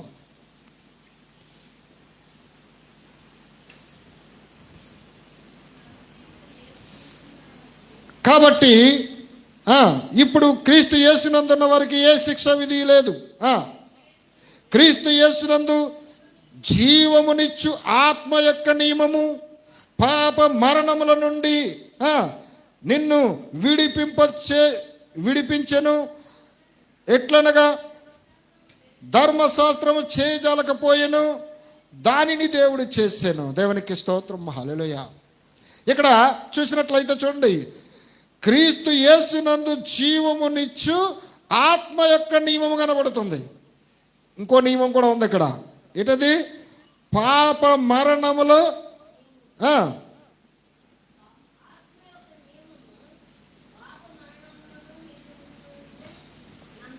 క్రీస్తు యేసునందు జీవమునిచ్చు ఆత్మ యొక్క నియమము పాప మరణముల నియమము నుండి నిన్ను విడిపించెను. అంటే పాపానికి మరణానికి ఒక నియమం ఉంది, జీవం ఇవ్వడానికి కూడా ఒక నియమం ఉంది. అర్థమైందండి? జీవాన్నిచ్చి నియమము, పాపాన్నిచ్చి అక్కడి నుంచి నిన్ను మరణానికి తీసుకెళ్ళే నియమం. 2 నియమములు. ఈ రెండింటిని మనం అర్థం చేసుకుని ఏ విధంగా వెళ్ళిపోతున్నాం? ఒకలా చెప్పాలంటే పాపా నుంచి మరణాన్ని తీసుకెళ్ళేదేంటి? శరీర సంబంధం. జీవంనిచ్చి నిత్య జీవనానికి తీసుకెళ్ళేది ఆత్మ సంబంధమైన నియమం. ఇక్కడ అట్లా మనకి ఇంకా ముందుకు చూపిస్తున్నాడు. శరీరమును అనుసరింపక ఆత్మను అనుసరించి నడుచుకొని మన యందు ధర్మశాస్త్ర సంబంధమైన నీతి విధి వలనని పాప పరిహారము నిమిత్తము దేవుడు తన సొంత కుమారుణ్ణి పాప శరీర ఆకారముతో పంపి ఆయన శరీరమందు పాపమునకు శిక్ష విధించెను. హల్లెలూయా. ఇప్పుడు ఎవరు పాపం గురించి ఆయన శిక్షను విధించడానికి పంపించాడు? ఎవరు పాపం కోసం? అంతేనండి. ఎంతమంది ఒప్పుకుంటున్నారు ఇక్కడ? నా పాపము నిమిత్తమే. అంతేనండి. నేను చేసిన పాపము నిమిత్తమే. నేను జయించలేని నిస్సహాయుడిగా ఉన్నాను కాబట్టి, నేను జయించలేని బలహీనుడిగా ఉన్నాను కాబట్టి, ఇదిగో ఆ దేవుడే దిగి వచ్చి ఇదిగో నన్ను రక్షించటానికి నా పాపమును ఆయన భరించి నన్ను శుద్ధిని చేయటానికి ఆయన వచ్చాడని మనము ఎప్పుడైతే నమ్ముతున్నామో అప్పుడు మనం ఏం చేస్తామండి? శరీరాన్ని జయించటానికి ప్రయత్నం చేస్తాం. శరీరాన్ని జయించటానికి ప్రయత్నం చేస్తాం. శరీర కార్యాలను అదుపులో పెట్టుకుంటాం. ఆత్మనిచ్చే శక్తిని పొందుకోవడానికి ప్రయత్నం చేస్తాం. ఆత్మీయ జీవితంలో ముందుకెళ్ళడానికి ప్రయత్నం చేస్తాం. అందుకే ఎప్పుడైతే ఆత్మీయ జీవితంలో నువ్వు ప్రయాణం చేస్తూ నిత్యము ఆత్మ సంబంధంగా నువ్వు ఉంటావో, అక్కడే చెప్తున్నాడు కదా, క్రీస్తు యేసునందున్న ఎడల దేవునికి మహిమ. ప్రతి క్షణము నువ్వు ఎప్పుడైతే దేవునితో సహవాసము కలిగి ఉంటున్నావో అప్పుడు నిశ్చయంగా నీ ఆత్మ ప్రతి క్షణము దేవుని యొక్క స్తుతిస్తూ గణపరుస్తూ మహిమపరుస్తూ ఆయన ఆత్మను బట్టి నువ్వు నడుస్తున్నావు. కాబట్టి ఆటోమేటిక్గా శరీర కార్యాలన్నింటినీ కూడా శరీర క్రియలన్నింటినీ కూడా నువ్వు జయిస్తూ వస్తున్నావు. శరీర క్రియలను జయించినప్పుడే ఆత్మను ముందుకు తీసుకుని వెళ్ళగలుగుతావు. శరీర క్రియలు జరిగించని ప్రతిసారి ఆత్మను దుఃఖపెట్టేవాడుగా ఉంటావు. ఇంకా చెప్తుంది, మనుష్య కుమారుడు భూమి మీద తన కార్యాన్ని పూర్తి చేసుకుని వెళ్ళిపోయాడు. ఇప్పుడు పరిశుద్ధాత్మగా మన మధ్య ఆయన పనిచేస్తూ ఉన్నాడు. అందుకే మనము చూసినట్లయితే ఏం చెప్తున్నాడు? మనుష్య కుమారుని దూషించిన వానికి పాప క్షమాపణ కలదు. మనుష్య కుమారుని దూషించిన వానికి పాప క్షమాపణ కలదు, కానీ పరిశుద్ధాత్మను దూషించేవాడికి ఇహమందును పరమందును క్షమాపణ లేదేక. ఇప్పుడు మనము ఎక్కడున్నాం? పరిశుద్ధాత్మ యొక్క నాయకత్వం కింద ఉన్నామా లేదండి? పరిశుద్ధాత్మ నడిపిస్తున్నాడు లేదా? నడిపిస్తున్నాడు కదా. అప్పుడు మనం పరిశుద్ధాత్మను మనం తీసుకున్న ప్రతి స్టెప్ కూడా ఏ స్థితిలో ఉందో వివేచించి మనం వెళ్ళకపోతే మనం నడిపిస్తున్న నాయకుడిగా ఉన్న ఆ పరిశుద్ధాత్మను మనము దుఃఖపరిచేవారుగా ఉన్నాము. ఆ రోజు మోషేకును దేవునికి విరోధంగా మాట్లాడిన వారు ఏమైపోయారు? ఆకులు రాలినట్టు రాలిపోయారా లేదా? తన స్థానాన్ని తెలుసుకుని గుర్తించి పశ్చాత్తాపడి ఆ ఇత్తడి సర్పం వైపు చూసిన వాళ్ళు మాత్రమే బ్రతకారు. ఈరోజు కూడా నా పాపాలను జయించటానికి ఆ మనుష్య కుమారుడే రక్తం చిందించడానికి వచ్చాడు కాబట్టి ఆ శిలువలో వేలాడే యేసుని జ్ఞాపకం చేసుకుంటూ నా పరిశుద్ధాత్మ నాయకత్వం కింద మనము ఆ ఆత్మ సంబంధిగా మనం జీవించినంత వరకు ఈ లోకానికి మనము దొరకము. ఈ లోకాన్ని మనము జయించుకుంటూ వెళతాం. అందుకే ఆత్మ సంబంధిగా మన విశ్వాసమే మనకి విజయాన్ని తీసుకుని వస్తూ ఉంది. ఈ లోకాన్ని జయించిన విజయం మన విశ్వాసమే. కాబట్టి అందుకే ప్రతి క్షణము నీ విశ్వాసం యొక్క స్థానాన్ని నువ్వేం చేయాలంటే కాపాడుకుంటూ వెళ్ళాలి. చివరి వరకు ఏ క్షణంనైనా నిన్ను పాడు చేయడానికి దుష్టుడు ఏ విధంగానైనా నీ మీద ప్రయత్నం చేస్తాడు. కాబట్టి ఆ అధ్యాయం అంతా మనం చదువుకుంటే ఏ విధంగా జయించాలో, ఏ విధంగా ఉంటే దేవుని సంబంధంగా ఉంటామో అక్కడ అనేక విషయాలు ఉన్నాయి. కాబట్టి ప్రియులారా ఆలోచించుకుందాం. ఎందుకంటే పాత నిబంధన అంతా కూడా ఇత్తడి సర్పాన్ని సూచిస్తుంది. ఆ ఎత్తబడిన ఇత్తడి సర్పం కింద వాళ్ళు ఉన్నారు కాబట్టి కొంతమంది అయినా రక్షించబడ్డారు. అందుకు నమూనాగా ఇప్పుడు మనకు చూపిస్తా ఉన్నాడు ఎత్తబడినటువంటి ఆ యేసుని, ఆ కలవరిగిరి సిలువలో వేలాడుతున్న యేసుని పదే పదే మనం జ్ఞాపకం చేసుకుంటూ ఆయన ఎందు నిమిత్తము ఎలా వేలాడదీయబడ్డాడు, అసలు అలా జరగడానికి గల కారణం ఏంటి, ఇదిగో నా నిమిత్తమే కదా అని నువ్వు ప్రతి క్షణం నువ్వు జ్ఞాపకం చేసుకుంటే నీ లోపల పాపానికి చోటు ఉండదు. కాబట్టి ఈ లోకాన్ని జయిస్తూ మన విశ్వాసాన్ని కాపాడుకుంటూ ముందుకు వెళ్ళవలసినదిగా మనవి చేస్తూ ఈ మాటలు ముగిస్తూ ఉన్నాను. చిన్న ప్రార్థన చేసుకుందాం. కళ్ళు మూసుకున్నట్లయితే చిన్న ప్రార్థన చేసుకుందాం. పరిశుద్ధుడా, కృపగలిగిన మా తండ్రి, దయగలిగిన మా దేవా, నీకే స్తుతులు స్తోత్రములు. నిన్న నేడు నిరంతరము ఏకరీతిగా ఉన్నవాడివి, ఆదిలోనే ఎంత మెరిగిన దేవుడు ప్రభువా. ఇదిగో ఇంతవరకు ఓ ప్రభా నాతోనూ మాతోనూ నీ పిల్లలందరితోనూ మాట్లాడవని నేను నమ్ముచ్చు ఉన్నాను. ఇదిగో నా తండ్రి, మాట్లాడిన ప్రతి మాట మమ్మల్ని దాటి వెళ్ళిపోకుండా అది విని గ్రహించుకుని దాని ప్రకారం జీవించి, ఇదిగో ప్రభా ఈ విశ్వాస జీవితము ఈ రోజుతో ఆగిపోకుండా ఇదిగో ఈ లోకమందు ఒక ప్రత్యేకమైన వ్యక్తిగా జీవిస్తూ అదే ప్రయాణం నిత్య జీవం వరకు నడిపిస్తూ మమ్మల్ని బలపరిచి స్థిరపరచమని సమస్తము నీ చేతికి అప్పగిస్తూ ఘనత మహిమ ప్రభావాలు మీరే పొందుకోమని మా ప్రభువును రక్షకుడైన యేసుక్రీస్తు నామములో అడుగుచున్నాం పరమ తండ్రి, ఆమేన్. దేవునికి మహిమ కలుగును గాక.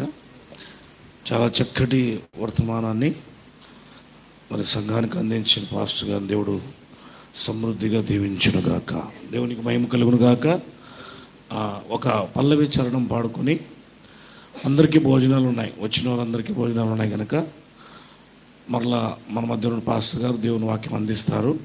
పైకి లేచి నిలబడి అడిగితే ఒక పల్లవి చరణం మాత్రమే పాడతారు.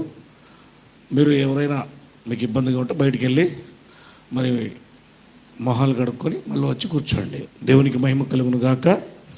పల్లవి చరణం. హల్లెలూయా.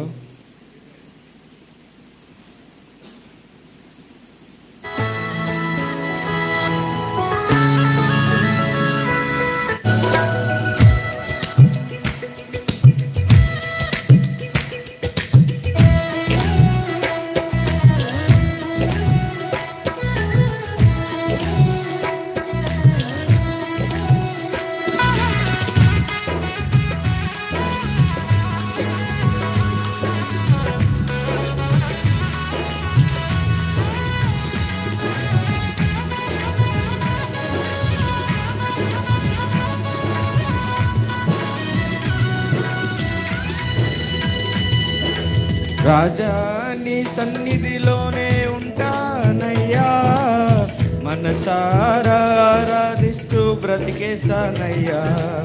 రాజా నీ సన్నిధిలోనే ఉంటానయ్యా, మనసారా ఆరాధిస్తూ బ్రతికేస్తానయ్యా. నేనుండాలేనయ్యా, నే బ్రతుకాలేనయ్యా, నేనుండాలేనయ్యా, నే బ్రతుకాలేనయ్యా. నీవే లేకుండా నేనుండాలేనయ్యా, నీ తోడే లేకుండా నే బ్రతుకాలేనయ్యా. నీవే లేకుండా నేనుండాలేనయ్యా, నీ తోడే లేకుండా నే బ్రతుకాలేనయ్యా. రాజా నీ సన్నిధిలోనే ఉంటానయ్యా, మనసారా ఆరాధిస్తూ బ్రతికేస్తానయ్యా. రాజా నీ సన్నిధిలోనే ఉంటానయ్యా, మనసారా ఆరాధిస్తూ బ్రతికేస్తానయ్యా.